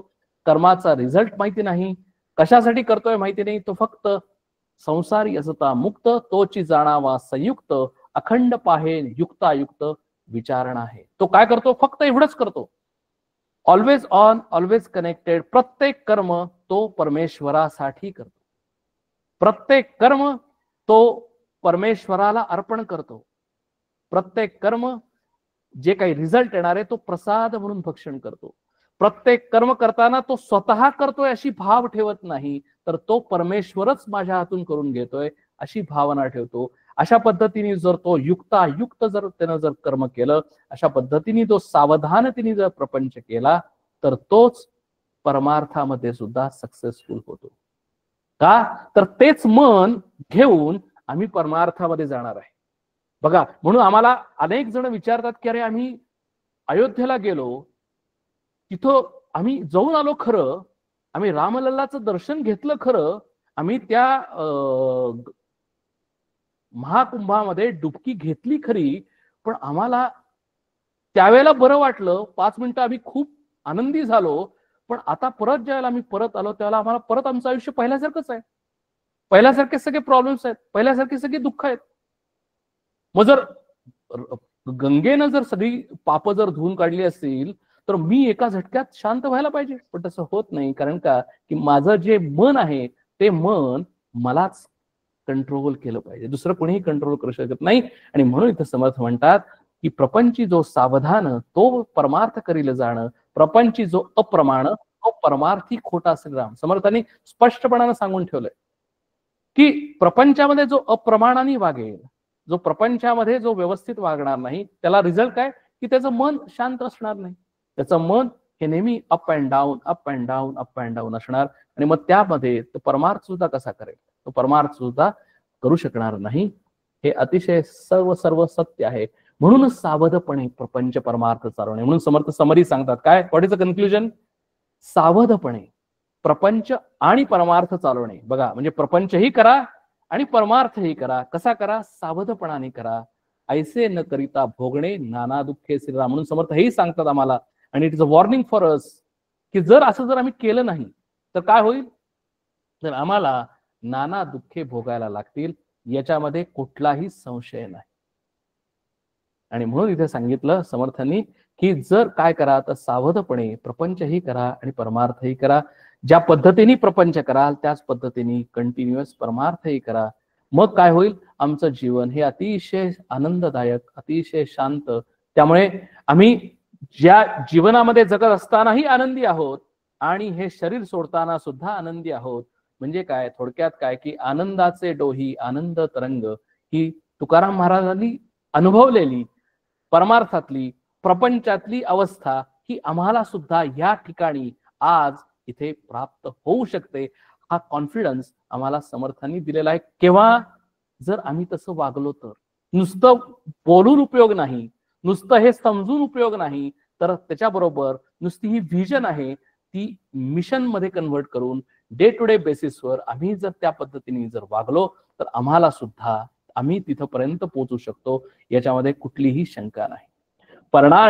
परणारी पाहोन उचले, जीवनसृष्टी विवेक चाले, आणि पुरुष होऊन भ्रमले, यासी काय म्हणावे. समर्थ समर्थ म्हणतात की अरे, समर्थांची समर्थचे इतक्या बारकाईने सगळीकडे विचार करतात. ते सांगितले की परणारी पाहोनी उचले म्हणजे काय, की जो किडा असतो बघा, कुठं झाडावर किडा असतो पानावर, तो पानावर जो किडा असतो तो कसा कसा चालतो, तर तो पुढे आधार घेतो आणि मग पुढे जातो आणि मग मागचं आपलं शरीर उचलतो. तो एकदम शरीर उचलत नाही. आम्ही सुद्धा चालताना कसं वाचतो, एक पाऊल पुढे टाकतो, पुढच्या पावलाचा जर आधार आम्हाला सापडला तर पाठीमागचं पाऊल आम्ही उचलतो. आम्ही दोन्ही टपाक टपाक दोन्ही पाऊल उचलत नाही. मग परणारी पाहोनी उचले, जीवसृष्टी विवेक चाले. समर्थ म्हणतात की अरे, तो किडा सुद्धा एवढा छोटा आहे, तो सुद्धा प्रत्येक पाऊल पाहून उचलतो. या पद्धतीने सगळी जीवसृष्टी विवेकेने चालते, आणि पुरुष होऊन भ्रमले, यासी काय म्हणावे. आम्ही क्राऊन ऑफ इव्होल्युशन, आम्ही विचार करणारे, आम्ही बुद्धिवान असे आम्ही स्वतःला समजतो, पण आम्ही याचा विचार करत नाही, याला आम्ही काय म्हणावं. म्हणजे त्या जर साध्या किड्याला जर कळत असेल की अशा पद्धतीने सावधानतेने तो जर पाऊल टाकत असेल, सावधानतेने तो जीवन जगत असेल, तर आम्ही बुद्धिवान मनुष्यानी आम्ही किती व्यवस्थित वागलं पाहिजे, किती आम्ही व्यवस्थित त्याचा विचार केला पाहिजे. जर आम्ही केलं नाही तर आम्ही बुद्धिवान मनुष्य म्हणण्याची योग्यताच आमची नाही. आणि म्हणून समर्थ म्हणतात की अरे, तुम्ही काय करा. समर्थ अतिशय तळमळीने आम्हाला सांगतात की म्हणून असावी दीर्घ सूचना, अखंड करावी चालना, पुढील होणारा अनुमाना आणून सोडावे. श्रीराम समर्थ म्हणतात की अरे काय करा, की ही जी व्हिजन आहे, ही जी नित्यानित्य विवेक जो आहे, सतसत विवेक बुद्धी आहे, या पद्धतीने एक्झिक्युशन करावं. अखंड करावी चालना म्हणजे काय करावं, अखंड म्हणजे खंड न पडता, चालना म्हणजे एक्झिक्युशन, एक्झिक्युशन म्हणजेच मिशन स्टेटमेंट. म्हणजे जर आम्हाला जर व्हिजन मिळवायची असेल, जर आम्हाला जर शांतता आनंद हा जर आमचं व्हिजन जर असेल, तर मला मिशन केली पाहिजे. आणि मिशन केली पाहिजे म्हणजे अशा पद्धतीने मी आयुष्य जगलं पाहिजे. किंवा every day, every our, every minute, हाच दीर्घ सूचना. म्हणजे जो सत्पुरुष आहे, जे संत आहेत, जे व्हिजनरी आहेत, जे श्रेष्ठ आहेत, त्यांनी अशा पद्धतीने चाललेलं आहे, आम्ही त्यांना फॉलो करावं. म्हणून म्हणतात की म्हणून असावी दीर्घ सूचना, अखंड करावी चालना, पुढील होणाऱ्या अनुमाना आणूनच. म्हणजे जो पुढील जे घडणार आहे, म्हणून असं म्हणतात की we are the master of our own destiny. म्हणजे आम्ही आमच्या आयुष्यामध्ये पुढे काय घडणार आहे ते आधीच पाहू शकतो, आणि आम्ही त्या पद्धतीने आम्ही ऍक्शन्स घेऊ शकतो. केव्हा, आज. आणि म्हणून म्हणतात की पुढील होणारा अनुमाना आणून सोडावे सदाम. म्हणून आम्हाला जर काही घडायचं असेल आमच्या आयुष्यामध्ये, आणि ते जर आम्हाला म्हणजे थोडक्यात जर मला जर परीक्षेमध्ये चांगले मार्क्स पडायचे असतील, तर मी काय करतो, तर मी अभ्यास करतो. कसा अभ्यास करतो, आपण विचार करू की 12वीतला मुलगा आहे, 12वीतल्या मुलाला त्याला जेईला ऍडमिशन पाहिजे. मग तो कसा अभ्यास करतो, तो फक्त शेवटच्या महिन्यात अभ्यास करत नाही, तो 2 वर्ष नव्हे 4 वर्ष तो कंटिन्युअस अभ्यास करतो. का, तर त्याला रिझल्ट पाहिजे आहे, आणि तो रिझल्ट समजून घेऊन तो आधी अभ्यास करतो. म्हणून समर्थ म्हणतात की म्हणून आम्ही काय केलं पाहिजे, की तसा तो अभ्यास करतो. तसं आमच्या आयुष्यामध्ये जर आम्हाला जर if we are the master of our own destiny, आणि जर आम्हाला जर व्हिजनरी प्रमाण म्हणजे संतांच्या प्रमाण जर त्यांनी जे उपभोगलं, समर्थांनी ज्या पद्धतीने आयुष्य काढलं, त्या पद्धतीने जर आम्हाला जर आयुष्य आमचं घडवायचं असेल, आणि आम्हाला जर आमचं आयुष्य घडवायचं असेल, तर आम्हाला कंटिन्युअस अखंड एक्झिक्युशन केलं पाहिजे. म्हणजेच आम्हाला प्रपंच केला पाहिजे. आणि आम्हाला प्रपंच करताना परमार्थ आहे असं समजून प्रपंच केला पाहिजे. म्हणजे परमार्थ प्रपंचामध्ये आणला पाहिजे, आणि परमार्थ आणि प्रपंच हे 2 वेगळे आहेत असं समजलं नाही पाहिजे. म्हणजे काय, की आम्ही काय करतो, प्रपंच करतो आणि परमार्थ करतो. म्हणजे काय करतो, आज आम्हाला 2 तास मेडिटेशन करायचंय, म्हणजे आम्ही काय करतो, प्रपंच वेगळा, परमार्थ वेगळा. आज आम्हाला नामस्मरण, आम्ही एक 6 आमचं एक टार्गेट आहे नामस्मरणाचं, आणि 6 तास आम्ही नामस्मरण करणार आहे. म्हणजे काय केलं, आम्ही सेपरेट आउट केलं की आमचा प्रपंच वेगळा, परमार्थ वेगळा. समर्थ म्हणतात की एक्झिक्युशन करताना प्रपंच आणि परमार्थ दोन वेगळा नाहीच. प्रपंच आणि परमार्थ एकच आहे. याचं कारण काय, की तुमचं मन एकच आहे. आणि मग म्हणून परमार्थ कसा करायचा आहे, परमार्थ सुद्धा 24/7 करायचा आहे. परमार्थ सुद्धा कंटिन्युअस एक्झिक्युशन, कंटिन्युअस पाहिजे. आणि प्रपंच कसा, तो सुद्धा 24/7 आहे, कंटिन्युअस एक्झिक्युशन आहे. म्हणजे थोडक्यात काय, की आता सध्याच्या पॅरलन्स मध्ये, सध्याच्या ह्याच्यामध्ये वर्क फ्रॉम होम जरी म्हणलं तरी काय, घरातही घरून काम करतोय. मग घर कुठे आहे, घरातच आहे. ऑफिस कुठे आहे, घरातच आहे.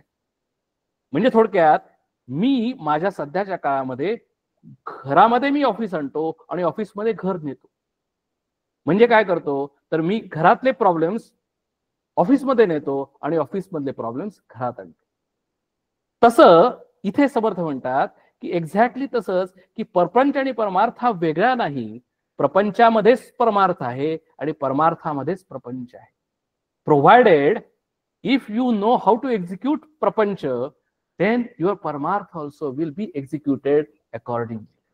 आणि म्हणून इथे म्हणतात की म्हणून असावी दीर्घ सूचना, अखंड करावी चालना, पुढील होणारा अनुमाना आणून सोडावे. श्रीराम समर्थ म्हणतात की अरे तू जर ह्याच्यावर जर विचार केलास, तू तुझं सुद्धा विजन स्टेटमेंट लिहिलंस, तू त्याच्याप्रमाणे मिशन स्टेटमेंट लिहिलंस, आणि तुझ्याप्रमाणे जर 24/7 जर एक्झिक्युशन केलंस, कुठलं तुला दिलेलं काम म्हणजेच तुझा प्रपंच जर अशा पद्धतीने केलंस, तर तुझं परमार्थ सुद्धा साधेल आणि प्रपंच सुद्धा साधेल. आणि मग तिथं परमार्थ म्हणजे काय, तर माझं मन अतिशय शांत, मी आनंदी राहील. आणि म्हणून हेच समरी समर्थाने ते सांगितलंय की सुखी असतो खबरदार, दुःखी होतो बेखबर, ऐसा हा लौकिक विचार दिसतही आहे. म्हणून समर्थ सांगतात की अहो, जो सुखी असतो, जो आनंदी असतो, त्याला काहीही प्रॉब्लेम नाही आयुष्यामध्ये, त्याला there is no problem at all. जो दुःखी आहे तो वेगवेगळी एक्सक्युजेस देत बसतो की असं झालं म्हणून असं झालं, असं झालं म्हणून असं झालं असतं तर मी सुखी झालो असतो.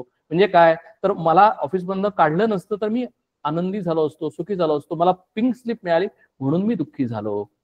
जर मला माझं ऑफिस कंटिन्यू झालं असतं तर मी सुखी झालो असतो. जर माझ्या आयुष्यामध्ये अशा गोष्टी घडल्या असत्या तर मी सुखी झालो असतो. मी थोडक्यात काय, की आय एम गिव्हिंग एक्सक्यूज मेंटॅलिटीनं मी आजचं सुख हे मी पुढे ढकलतोय आणि फ्युचर हॅपीनेस इकडे माझं लक्ष आहे. असा माणूस कधीही सुखी होऊ शकत नाही.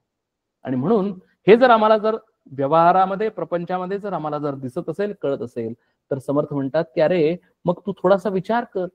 मग कसं कर, की समर्थ परत सोल्युशन सांगतात की तू कसं करशील. म्हणून सर्व सावधान, धन्य तयाचे महिमान, जनी राखे समाधान तोची एकच. म्हणून काय म्हणतात की अतिशय सावधानतेने राहा.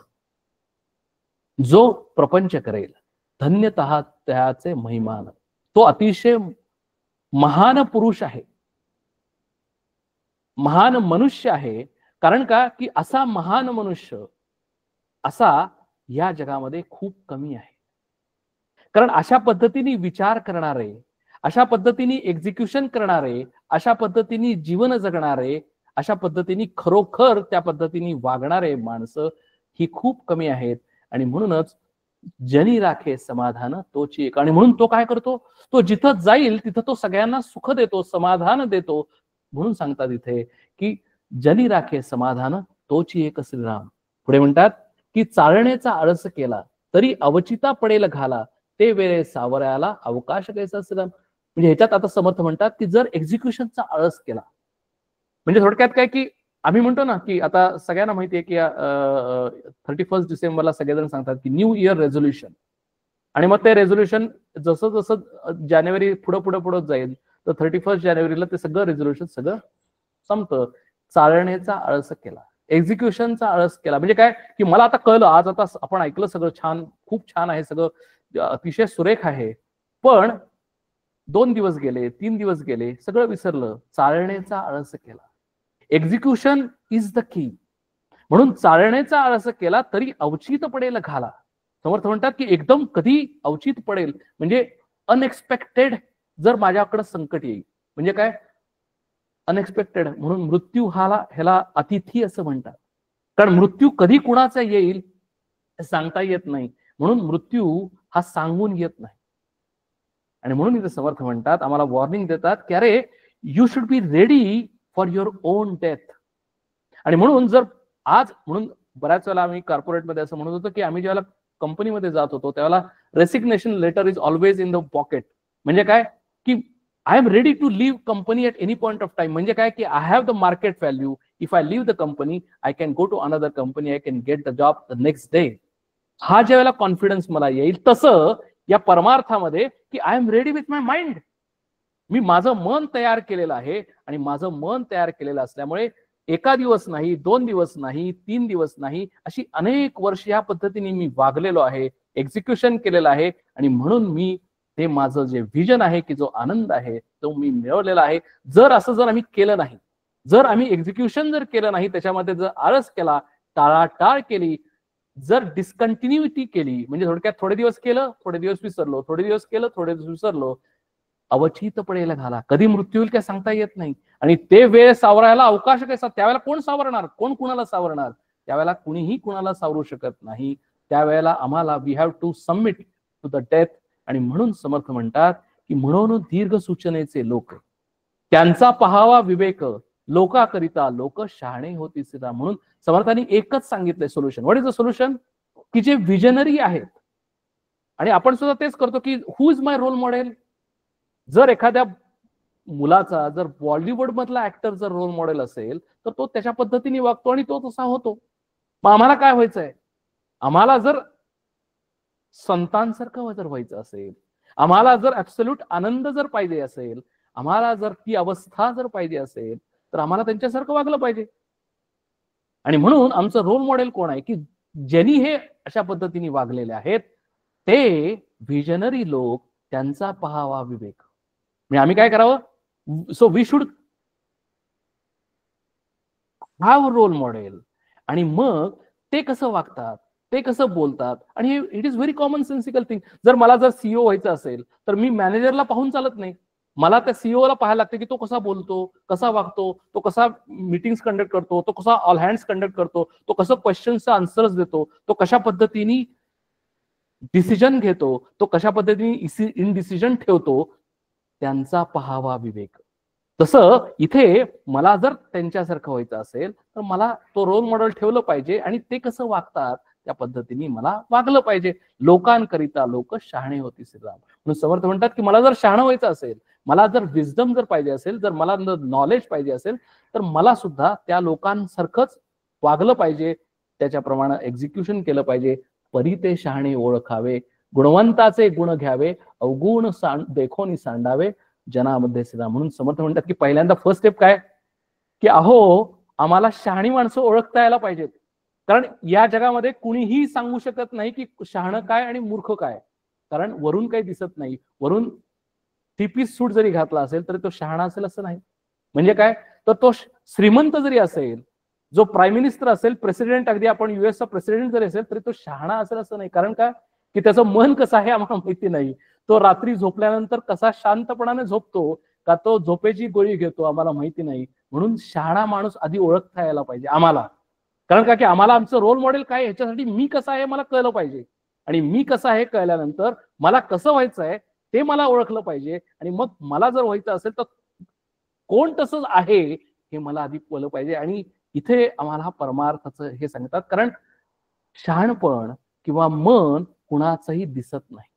म्हणून शहाणा माणूस, ज्ञानी माणूस हा आम्हाला वरून ओळखता येत नाही. आणि म्हणून इथे समर्थ म्हणतात की परी ते शहाणे ओळखावे. मग कसं ओळखायचं? तर you have to peek in to his mind, you have to see his mind.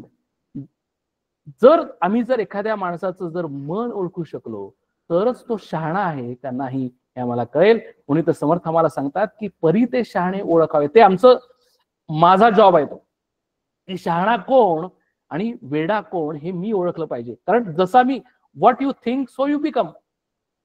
म्हणजे जसं जर मी समजा मला सीईओ व्हायचं आहे पण मी मॅनेजरला धरून बसलो तर मी मॅनेजर होणार, सीईओ होणारच नाही, प्रश्नच नाही. म्हणजे थोडक्यात कोण सीईओ आहे हे मला आधी ओळखलं पाहिजे. म्हणजे कोण शहाणा आहे, कोण खरोखर मनाचा कंट्रोल केला हे मला ओळखलं पाहिजे. आणि त्यासाठी काय पाहिजे, मी हंबल पाहिजे.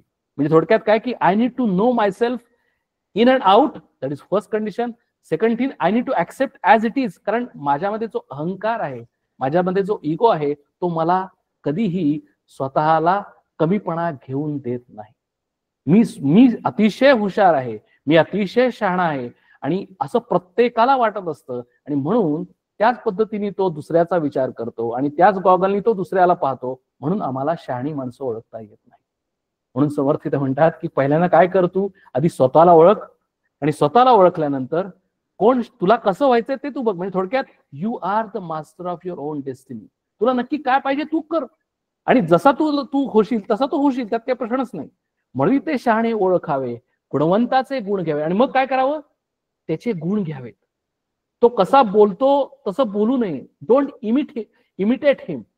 म्हणजे नुसतं तो कसं करतो त्याच्याप्रमाणे बोलतो, कशा पद्धतीने वागतो असं नाही. तो त्याचं मन कसं आहे ते जाणून घ्यावं आणि त्या पद्धतीने आपलं स्वतःचं मन बनवावं.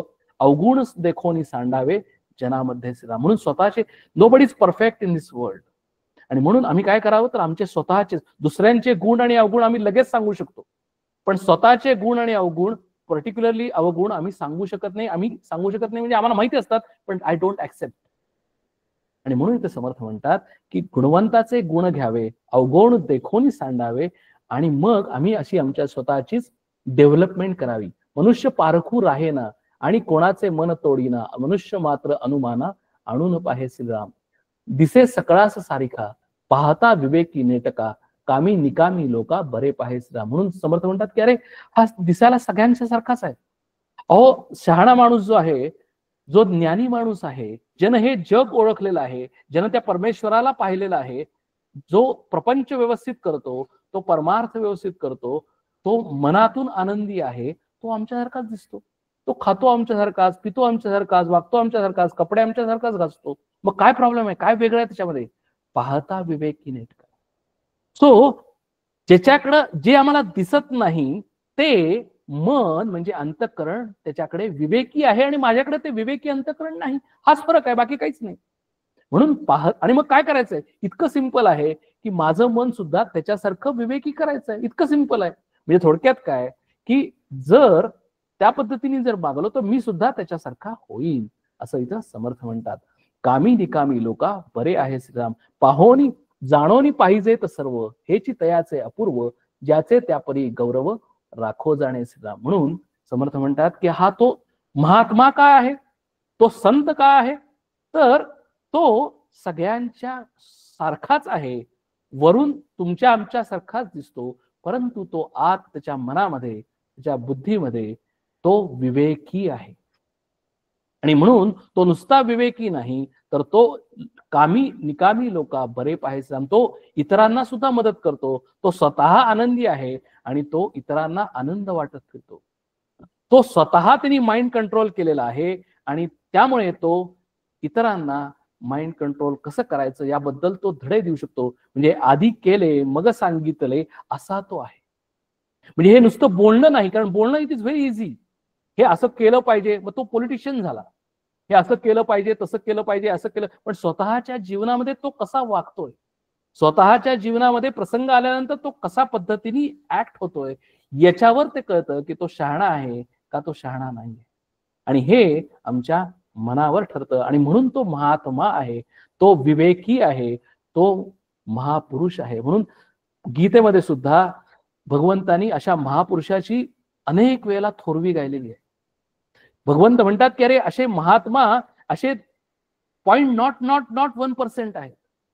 महात्मा अतिशय दुर्लभ आहेत आणि ते शोधून काढणं हे आमचं कर्तव्य आहे. आणि ते शोधून काढल्यानंतर, म्हणून ज्यावेळेला विवेकानंदांना सुरुवातीला कळलं की ते अशा शोधात होते की असा महात्मा कोण आहे, आणि ज्यावेळेला त्यांना सांगितलं की ठाकूर असे आहेत समर्थ, विवेकानंद हे अतिशय इंटेलेक्च्युअल म्हणजे बुद्धिवान होते आणि ठाकूर हे कालीचे भक्त होते, म्हणजे त्याच्यामध्ये विरोधाभास आहेत, त्यामुळे लोक त्यांना वेडा म्हणायचे. पण ज्या वेळेला विवेकानंद तिथे गेले त्याला सुरुवातीला काही दिवस त्यांनी त्याच्यावर विश्वास ठेवला नाही.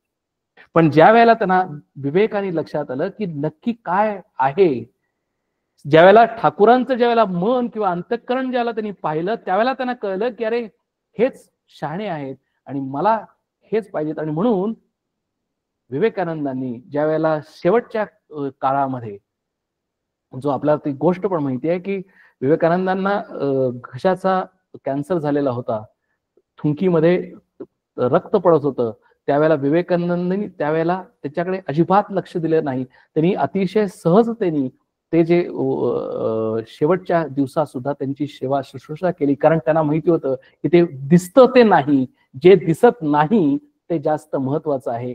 आणि म्हणून ते शहाणे आहेत, म्हणून ते महान आहेत, म्हणून ते महात्मा आहेत. म्हणून दिसे सकळास सारिखा, पाहता विवेकी नेटका, कामी निकामी लोका बरे पाहेस राम. जाणोनी पाहिजेत सर्व, हेची तयाचे अपूर्व. म्हणून हेच त्याचं अपूर्व आहे, हेच त्याचा दागिना आहे, हेच त्याचं वैभव आहे. का तर मन हे त्याचं वैभव आहे. हा दागिना म्हणजे तो त्याच्यामध्ये तो सर्व संपत्ती युक्त आहे, म्हणजे तो भगवान आहे. का भगवान आहे तर त्याच्याकडे ते मन आहे. आणि असं मन निर्माण करणं, असं मन मिळवणं ही अपूर्वाई आहे. ज्याचे त्यापरी गौरव राखो. आणि त्याचा गौरव कोण राखतो तर तोच राखू शकतो. कारण एकच शहाणा माणूस दुसऱ्या शहाण्या माणसाला ओळखू शकतो, वेडा माणूस शहाण्या माणसाला ओळखू शकतो. म्हणजे जर मला जर शहाणा माणूस ओळखायचा असेल तर मला सुद्धा तेवढ्याच ताकदीचं व्हायला पाहिजे, म्हणजे माझं मन सुद्धा तेवढं जर तयार असेल तरच मी त्या शहाण्या माणसाला ओळखीन. कारण दोघं इक्वल लेवलचे असतील त्याच वेळेला त्याचा गौरव केला जाईल, त्याचा गौरव राखला जाईल. म्हणून आम्हाला समर्थांनी काय सांगितलं, एवढंच सांगितलं की अरे तू काय कर, प्रपंच नेटका कर. प्रपंच नेटका करून तू काय कर तर त्या पद्धतीने तुझं मन तयार कर. आणि मन तयार केल्यानंतर तू हळूहळू तू कोण आहेस, तो भगवान कोण आहे, तो परमेश्वर कोण आहे, हे युनिवर्स काय आहे, ते युनिवर्स कसं तयार झालेलं आहे, ते कुणी कंट्रोल केलेलं आहे, ते कशा पद्धतीने आहे, या सगळ्याचा विचार करून तू परमार्थ पण नेटका कर. आणि परमार्थ नेटका करता करता तू प्रपंच आणि परमार्थ दोन्ही एकत्र कर. ते वेगवेगळे नाहीत, ते त्याच्यामध्ये डिफरन्सिएशन नाही. आणि ते करता करता करता तू काय कर तर तुझं मन तयार कर, म्हणजे तू दिसत नाही ते तुला दिसायला लागेल.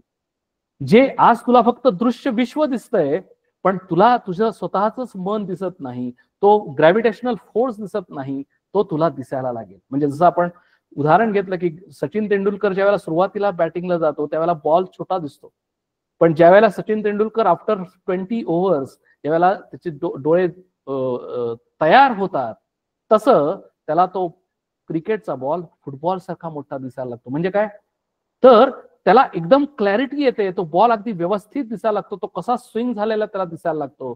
तसंच इथेही आहे की जर आम्ही प्रपंच जर नीटका केला, प्रपंच जर विवेकाने केला, तर परमार्थ सुद्धा आमचा नीटका आणि विवेकाने होईल. आणि मग आम्हाला आमचं आयुष्य म्हणजे काय हेही कळेल, आम्ही इथे का आलोय हेही कळेल, आनंद म्हणजे काय हेही कळेल, मन म्हणजे काय हेही कळेल, तो परमेश्वर म्हणजे काय हेही कळेल, तो हे सगळं जग कसं चालवतो हेही कळेल. आणि मग आम्ही स्वतः तसे होऊ. कारण भगवान हा दुसरा कोणी नाही, भगवान हा माझ्या आतच, कुठेही तो लांब नाही, तो माझ्या आतच आहे. हेच जाणणं, हेच समजून घेणं. आणि तो भगवान कसा आहे तर तो भगवान सच्चित आनंद, तो आनंद स्वरूप आहे. आणि जर तो जर आनंद स्वरूप असेल तर तो माझ्या आत असेल तर मी सुद्धा तो आनंद स्वरूप होणं, हेच अपूर्वाईने जाणणं, हेच समजून घेणं, हेच माझा पुरुषार्थ आहे, हाच माझ्या आयुष्याचा गौरव आहे, असं इथं समर्थ म्हणतात. आणि हा समास संपवतात. इतिश्री दासबोधे गुरु शिष्य संवादे विमळ लक्षण नाम समास पहिला. आज आता आपण इथेच थांबू. दुसरा समास आज आपण करणार होतो, पण आज तो झाला नाही, आपण पुढच्या वेळेला तो पाहू. हरिओम तत्सत. प्रार्थना म्हणते. कल्याण करी राम राया, राम राया कल्याण करी देवराया. जनहित विवरी, जनहित विवरी, जनहित विवरी कल्याण करी राम राया. तळमळ तळमळ होतची आहे, होतची आहे. हे जन हाती धरी दयाळा, कल्याण करी रामराया. अपराधी जन चुकतची गेले, चुकतची गेले.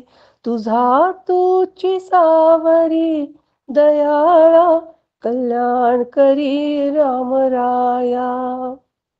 कठीण त्यावरी कठीणची झाले, कठीणची झाले.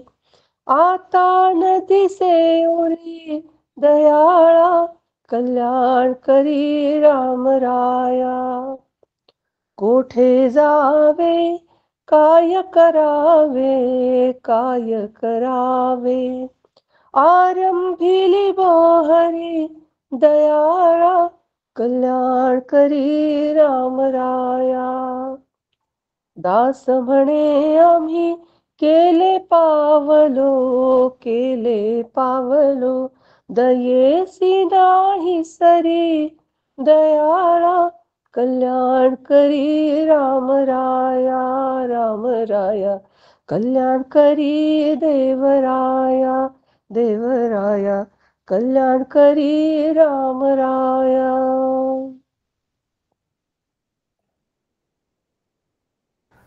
नेहमीप्रमाणे मी लाईन्स ओपन केलेल्या आहेत, ऑडिओ आणि व्हिडिओ ओपन झालेले आहेत. तर काही क्वेश्चन्स असतील, काही कॉमेंट्स असतील, काही शंका असतील तर आपण बोलू शकतो. अतिशय खरं तसं बघायला गेलं तर सोपा समास आहे, कळायला अतिशय सोपा आहे. इम्प्लिमेंटेशनसाठी अर्थातच तो अवघड आहे. आणि हे समास हा समरी असल्यामुळे गेले जवळजवळ जे 11 दशक झाले, त्या सगळ्या दशकांची ती समरी आहे थोडीशी. आणि ते परमार्थ म्हणजे नक्की काय हे सगळं समर्थांनी ह्या एका समासामध्ये थोडंसं साररूपाने आपल्या समोर मांडलेलं आहे. आणि आपल्याला हेही सांगितलेलं आहे की तुम्हाला कुठं जायचं कारण नाही, इथं आहे तिथंच राहायचं आहे, त्याच माणसांमध्ये राहायचं आहे, त्याच आयुष्यामध्ये राहायचं आहे आणि परमार्थ करायचा आहे. आरतीताई, ऐकू येतंय? हो येतंय, ऐकू येतंय. नाही, फारच सुंदर आजचं की मन तयार करणे केलं पाहिजे. आपण इतके वर्ष झाली आपल्या आयुष्यात, पण आपलं मन आपण जाणत नाहीये. मन जाणणं हाच परमार्थ तुम्ही सांगितलं मगाशी. आणि मुक्तीची अवस्था पण किती सुंदर सांगितली. त्याच्यासाठी पण अखंड आणि सतत सावध पाहिजे, हे पण छानपणे तुम्ही सांगितलं. आणि मला असं आता आपलं मनाबद्दल खूप बोलणं झालं, तर त्याच्यामध्ये असं सांगावं वाटतं, गाडगे बाबा म्हणायचे ना की मनी नाही भाव आणि देवा मला पाव. देव बाजारचा भाजीपाला नाही र, देव आशानं पावायचा नाही र. म्हणजे मनात सगळं काय आहे, मनात जे हवं ते आज समर्थांनी इतकं सुंदर रीतीने सांगितलं. आणि तो भाव आपल्या मनात असायला पाहिजे आणि त्याप्रमाणे आपण वागलं तर प्रपंच हा सुद्धा आपला उत्तम परमार्थ होऊ शकतो आणि आपण प्रपंचात राहून मुक्त होऊ शकतं. हे फारच छान. आणि रामकृष्ण परमहंसांनी पण एके ठिकाणी सांगितलंय की मन रूपी हत्तीला बुद्धीच्या अंकुशाखाली ठेवा तुम्ही, त्याला असं स्वैर हिंडून देऊ नका. आणि शिवाय ह्यांनी पण आपल्या स्वामी समर्थांनी पण म्हणजे एकाने सांगितले ना की प्रचंड स्वामी बळ पाठीशी रे, निश्चंक हो निर्भय हो रे मना. सगळे संत हेच सांगतायत. आणि मन म्हणजे कसं, मला तर असं वाटतं की मन हे स्वतंत्र विश्व, विचार विकार संकल्प यांचा सागर म्हणजेच मन. हे सगळं कसं वागायला पाहिजे हे सगळं समर्थ आपल्याला अगदी एक एक पायरी चढल्यासारखं चढवून देत आहेत आपल्याला. फक्त आता आपण पाय उचलायला पाहिजे, एवढंच आपल्या आयुष्यात आपण केलं तर अगदी खरंच इतकं म्हणजे प्रत्येक रविवार म्हणजे आम्ही अमृत प्राशन करतोय जरूर असं वाटतंय. हा 1 तास आठवडाभर आम्हाला खुराक मिळतोय आणि मग रवंत केल्यासारखं आम्ही ते आठवडाभर या आजच्या गोष्टी आठवून आठवून आठवून त्याच्यामध्ये खूप बदल घडतोय आणि हे आता जाणवायला लागले. आणि मन निर्मळ पाहिजे असं एक मला सांगावं वाटतं की मन मलिन शरीर उज्ज्वळ अशा कपटी बगड्यापेक्षा काळा कावळा बरा. म्हणजे असे मला सांगावं वाटलं. आणखीन मानसशास्त्रज्ञही एके ठिकाणी म्हटलेलं आहे की मनाला वर्तन व्यापाराची पेठ म्हणतात ते, एके ठिकाणी मी वाचलं. आणि थिंकिंग, फिलिंग आणि विलिंग हे सगळे मनोधर्म जे आहेत ते जर विकृत झाले तर मग विचारशक्ती, निर्णय, निष्कर्ष हे सगळं आपण योग्य रीतीनं करू शकत नाही.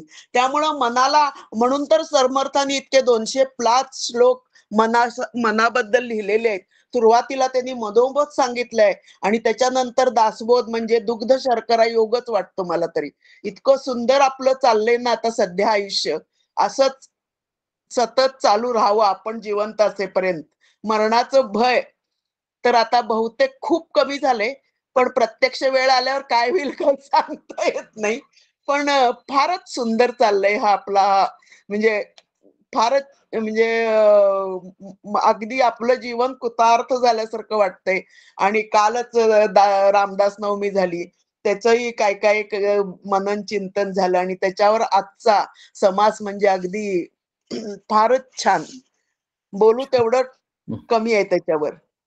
आणि धन्यवाद. म्हणूनच मला असं वाटतं की मन झाले विरक्त, मग अध्यात्म मार्ग प्राप्त होईल. श्रद्धा ज्याची नितांत, तो तरला निश्चित. त्याला मुक्ती मिळणं कठीण म्हणजे अशक्य हे नाहीच आहे. आणि मन म्हणजे कसं आहे, आपलं मन म्हणजे भुंगा आहे. तो फुलातला मध शोधत शोधत रानोरान फिरतो. तसंच आपलं मन देखील सारखं नवीन काहीतरी काहीतरी चंचल चंचल, म्हणजे ज्याच्यात काही अर्थ नाही असं हुडकत असतो. आणि ह्याच्यावर केलेला उपदेश रामदासांनी म्हणजे हा दासबोध आहे. हा प्रत्येकाने आपल्या जीवनात म्हणजे निदान त्याच्या 2-4 श्लोक तरी जरी आपण आचरले तरी मुक्ती कठीण नाही, असं मला तर फार वाटतं. म्हणजे प्रत्येकाने हे करावं. धन्यवाद. निलिमाताई, तुमचा एक प्रश्न आहे? हा, निलिमा बोलतीये मी. हा, हा. विवेकदादा नमस्कार. ऍक्च्युली तुम्ही या विषयावर पूर्वी पण बोलला आहात, पण माझ्या मनात शंका आहे म्हणून मी परत विचारतेय. तुम्ही हम्म. खरं तर बरेचदा सांगितलंय. आता सांगताना तुम्ही, माझा आवाज येतोय ना? हो, आवाज येतोय. हां, आता सांगताना तुम्ही म्हणत होतात ना, की प्रपंच करताना तुम्ही परमार्थ करायचा. म्हणजे फार अपेक्षा, म्हणजे आपण आपलं कर्तव्य करायचं आणि फळाची अपेक्षा करायची नाही. आणि मग हे आधी तुम्ही सांगितलं आणि मग नंतर बोलताना तुम्ही असं म्हणालात, की जेव्हा आपण कोणी 12वीची परीक्षा देतं, जेईची परीक्षा देतं, ते 4 वर्षापासून अभ्यास करतात, ते असं करतात. म्हणजे त्यांना फळाची अपेक्षा असतेच ना, म्हणजे त्याच्याशिवाय कसं काय ते 4 वर्षापासून वगैरे प्रयत्न करणार. म्हणजे याविषयी पूर्वी तुम्ही सांगितलंय, पण मला थोडंसं हे कन्फ्युजन होतं म्हणून मी प्रश्न विचारला. नाही, काही हरकत नाही. आपण परत ते उदाहरण घेऊ, तेच उदाहरण घेऊ की 12वीचं उदाहरण. की ज्या वेळेला कुठलाही मुलगा समजा 12वीला जेईला बसलेला आहे, त्याला अभ्यास करायचा आहे, 2 वर्ष अभ्यास करायचा आहे, 3 वर्ष अभ्यास करायचा आहे, 4 वर्ष अभ्यास करायचा आहे, तर त्याला गोल ठेवला पाहिजे. त्यात काही प्रश्नच नाही की मला पहिल्या 400 मध्ये यायलाच पाहिजे, म्हणजे मला IIT मुंबईमध्ये CS मिळेल, हे त्यानं गोल ठेवलंच पाहिजे. कारण त्याच्याशिवाय त्याला मोटिवेशन मिळणार नाही, त्याच्याशिवाय त्याला अभ्यास करावासा वाटणार नाही. म्हणजे थोडक्यात काय झालं की आमच्या आयुष्यामध्ये सुद्धा जसं तो गोल ठेवतो त्या पद्धतीने आमच्या आयुष्यामध्ये सुद्धा आम्ही गोल ठेवलाच पाहिजे, त्यात काही प्रश्नच नाही. ओके, मग फरक कुठे आहे? फरक एवढाच आहे की जर समजा आता आपण हेच उदाहरण घेऊ की त्यानं अभ्यास केला, गोल ठेवला की मला IIT चेन्नई पाहिजे, CS पाहिजे, बरोबर आहे, आणि त्यानं भरपूर अभ्यास केला, जीव तोडून अभ्यास केला आणि रिझल्ट लागला आणि त्याला IIT चेन्नई CS मिळायच्या ऐवजी IIT कानपूरचं CS मिळालं. त्यानं सुखी व्हावं का दुःखी व्हावं? जर तो ऑब्सेस्ड असेल की मला IIT मुंबईमध्ये CS पाहिजे, तर तो एवढा अभ्यास करून सुद्धा तो दुःखी होईल. कारण का, की त्याला IIT मुंबईमध्ये CS मिळालं नाही. म्हणजे थोडक्यात काय की अहो, अशी अनेक मुलं आहेत की ज्यांना IIT सुद्धा मिळाली नाही.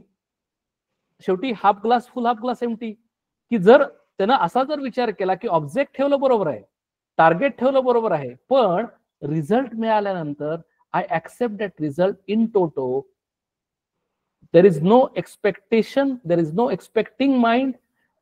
जे काही मला मिळेल तो त्या भगवंताचा प्रसाद आहे. म्हणजे काय होईल की जरी मी अभ्यास केला, जरी मी टार्गेट ठेवलं आणि IIT मुंबई CS मिळण्याच्या ऐवजी मला IIT कानपूर CS मिळालं, तरी मी अतिशय आनंदी होईल. मी त्या भगवंताची कृपा मानेन की अरे मी अभ्यास केला आणि मी IIT कानपूर हे काही वाईट नाही. IIT मुंबईपेक्षा जरी मला IIT कानपूरमध्ये CS मिळालं तरी मला फाईन आहे, मला अतिशय आनंद आहे. हा भगवंताचा प्रसाद आहे. सांगण्याचा मुद्दा काय आहे की आम्हाला 99% टार्गेट ठेवलेलं आहे आणि 98% मिळाले म्हणून आत्महत्या केलेली मुलं आम्हाला माहिती आहे. सांगण्याचा मुद्दा हा आहे की आम्ही आहे त्या परिस्थितीमध्ये काम करत राहणं, टार्गेट ठेवणं हा प्रॉब्लेम नाही, हे चुकीचं नाही, पण रिझल्ट आमच्या हातात नाही. रिझल्ट मला पाहिजे तसाच पाहिजे त्या वेळेला पाहिजे त्या प्रमाणामध्ये मिळेल हे माझ्या कुणाच्याही हातात नाही. आणि म्हणून आम्ही त्याला म्हणतो की there is something luck factor in between, की ज्या गोष्टी माझ्या हातात नाही. मी परीक्षेला अभ्यास करेन कबूल, मी तिथे पेपर IIT JEEचा ऍडव्हान्सला जाईल कबूल, पण माझ्यापेक्षा ती रिलेटिव्ह असल्यामुळे माझ्यापेक्षा काही लोकांनी जर जास्त अभ्यास केला तर मला तिथे सक्सेसफुल होईलच असं मी सांगता येत नाही. ते माझ्या हातात नाही. पेपर मला पाहिजे तेच केलेलं आहे, मी ऑप्शनला टाकलेलं आहे, ते आलेलं आहे, हे माझ्या हातात नाही.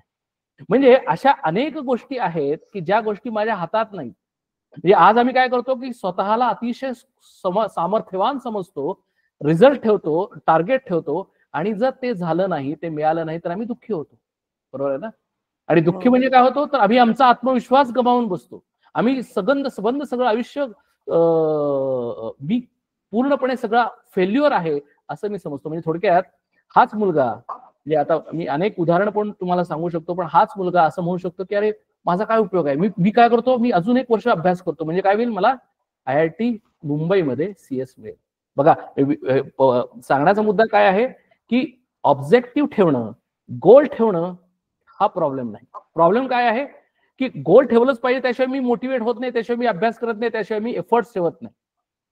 पण रिझल्ट काय जो आहे तो माझ्या हातात नसल्यामुळं जे काही रिझल्ट येईल तो मी without any rejection, without any retaliation मी ऍक्सेप्ट करणं हे माझा पुरुषार्थ आहे, हे माझं कर्तव्य आहे आणि हा परमार्थ आहे. हा त्यातला फरक आहे. मी अजून दुसरं एक उदाहरण सांगतो, म्हणजे अगदी घडलेली घटना आहे, स्वामीजींनी सांगितलेली अगदी रिअल घटना आहे. म्हणजे आणि त्यात आपल्या सगळ्यांच्या आयुष्यामध्ये हे सगळे अनेक प्रसंग आम्ही स्वतः अनुभवलेले आहेत. हैदराबादमध्ये एक व्यापारी होता, बिझनेसमन, आणि त्याची बायको प्रोफेसर होती. तो बिझनेसमन असल्यामुळे त्यानं काय केलं की ह्या वर्षी एक टार्गेट ठेवलं, ऑब्जेक्ट ठेवलं की मी बिझनेसमध्ये ह्या वेळेला 10 कोटी फायदा मिळालाच पाहिजे. सगळं विकसित भारतच्या दृष्टिकोनातून सगळं चालू आहेच.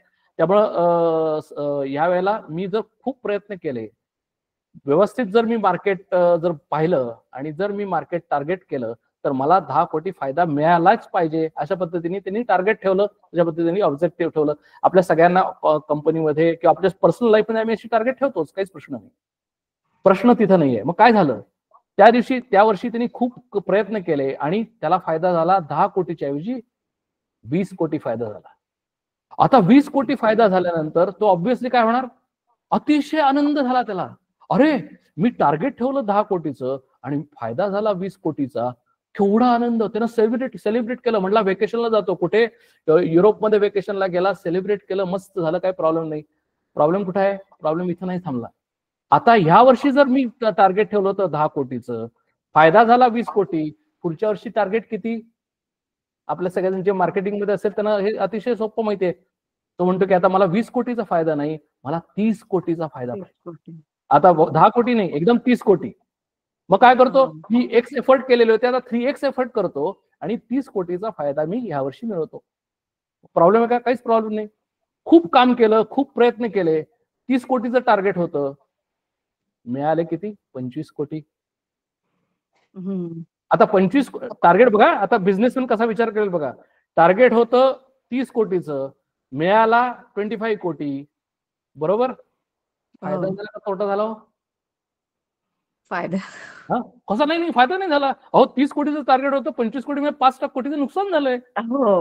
मग आता कळलं ना की नुसतं एवढंच नाही झालं. त्यानं असा विचार केला की 5 कोटीचा तोटा. खरं तसं बघायला गेलं तर प्रॉफिट झालाय. मागच्या वर्षी 20 कोटीचा फायदा झाला होता, या वर्षी 25 कोटीचा फायदा झालाय, म्हणजे या वर्षी मला 5 कोटी जास्त मिळालेले आहेत. पण त्यानं तसं घेतलं नाही. शेवटी that is how the mind works. त्यानं काय विचार केला की अरे मी 30 कोटीचं टार्गेट ठेवलेलं होतं, मला 25 कोटीचा फायदा झाला, म्हणजे काय झालं, I made a loss of 5 crores. I made a loss of 5 crores. I made a loss of 5 crores. डोकं भणभण करायला लागलं. He could not sleep. आणि त्या ह्याच्यामध्ये त्यांनी आत्महत्या केली. रिअल घटना घडलेली आहे. स्वामीजींनी सत्संगामध्ये सांगितली ह्याच्यामध्ये सत्संगामध्ये. म्हणजे सांगण्याचा मुद्दा काय आहे? सांगण्याचा मुद्दा हाच आहे की आम्हीच आमचं आयुष्य, आम्हीच आमचा प्रपंच आमच्या मनाने आम्ही सुखी करायचा का दुःखी करायचा, टेन्शन घ्यायचं का टेन्शन घ्यायचं नाही, हे आम्ही ठरवतो. दुसरं कोणीही ठरवत नाही. म्हणून गोल ठेवणं चुकीचं नाही. गोल ठेवणं चुकीचं नाही. कारण आता परमार्थामध्ये सुद्धा, आता मी पुढची गोष्ट सांगतो की अनेक जण असे, आम्ही सुद्धा म्हणजे इन्क्लुडिंग मायसेल्फ, आम्ही अशी टार्गेट ठेवलं की ह्या वर्षी आम्ही समजा दररोज एवढा जप व्हायला पाहिजे. आता एवढा जप व्हायला पाहिजे, बरोबर आहे, टार्गेट ठेवलं. आणि आम्ही काय म्हणतो, आम्हाला कॉर्पोरेटची सवय असते, त्यामुळे आम्ही नेहमी काय करतो की जास्त, या वर्षी जर एवढा जप झाला असेल तर पुढच्या वर्षी त्याच्यापेक्षा जास्त जप व्हायला पाहिजे. जास्त जप व्हायला पाहिजे म्हणजे म्हणून मी काय करतो, जास्त एफर्ट करतो. आणि तेवढं टार्गेट जर मीट झालं नाही तर काय होतं, माझ्या मनामध्येच मी खट्टू होतो, माझ्या मनामध्येच मी दुःखी होतो. आणि नुसतं एवढं नाही, आय फील गिल्टी. म्हणजे त्या गिल्टी फिलिंगमुळं जे काही मला पॉझिटिव्ह इफेक्ट जे मिळणार होते, जे मला जो त्या नामस्मरण केल्याचा जो आनंद मिळणार होता, तो मी काय मी तो निगेट करतो. म्हणजे थोडक्यात मन करारे प्रसन्न, जसं म्हणतात की मन एव मनुष्याणाम कारणम बंध मोक्षयोः.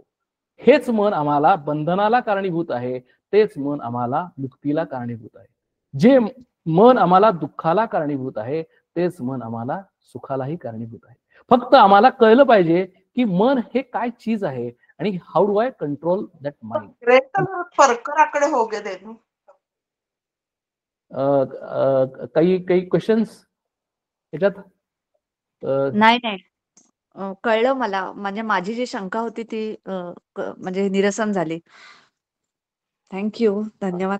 नाही, कारण हा अतिशय मोठा, हा अनेक वेळेला हा प्रश्न सत्संगामध्ये उत्पन्न होतो. म्हणजे तुम्हीच असं नाही, सगळ्यांनाच हे कन्फ्युजन असतं की अरे मी जर काहीच जर टार्गेट ठेवलं नाही, काहीच जर ऑब्जेक्टिव्ह किंवा गोल ठेवलं नाही, तर माझ्या आयुष्याला काहीच अर्थ उरणार नाही. प्रश्न तो नाहीये. म्हणजे आम्हाला आमच्या आयुष्यामध्ये अर्थ निर्माण करायचाच आहे, आम्हाला ऑब्जेक्टिव्ह गोल ठेवणं आवश्यकच आहे. पण त्या गोलकडे आम्ही कसं बघणं आवश्यक आहे, हे जास्त महत्वाचं आहे. हो, बरोबर आहे. नाही, कळलं मला आता. मगाशी कन्फ्युजन झालं होतं ऐकल्यावर जरा, म्हणून प्रश्न विचारला. ठीक आहे, काही हरकत नाही. थँक्यू. अजून कोणाला काही क्वेश्चन्स? 1-2 मिनिटं थांबतो, नाहीतर मग आपण सेशन क्लोज करूया.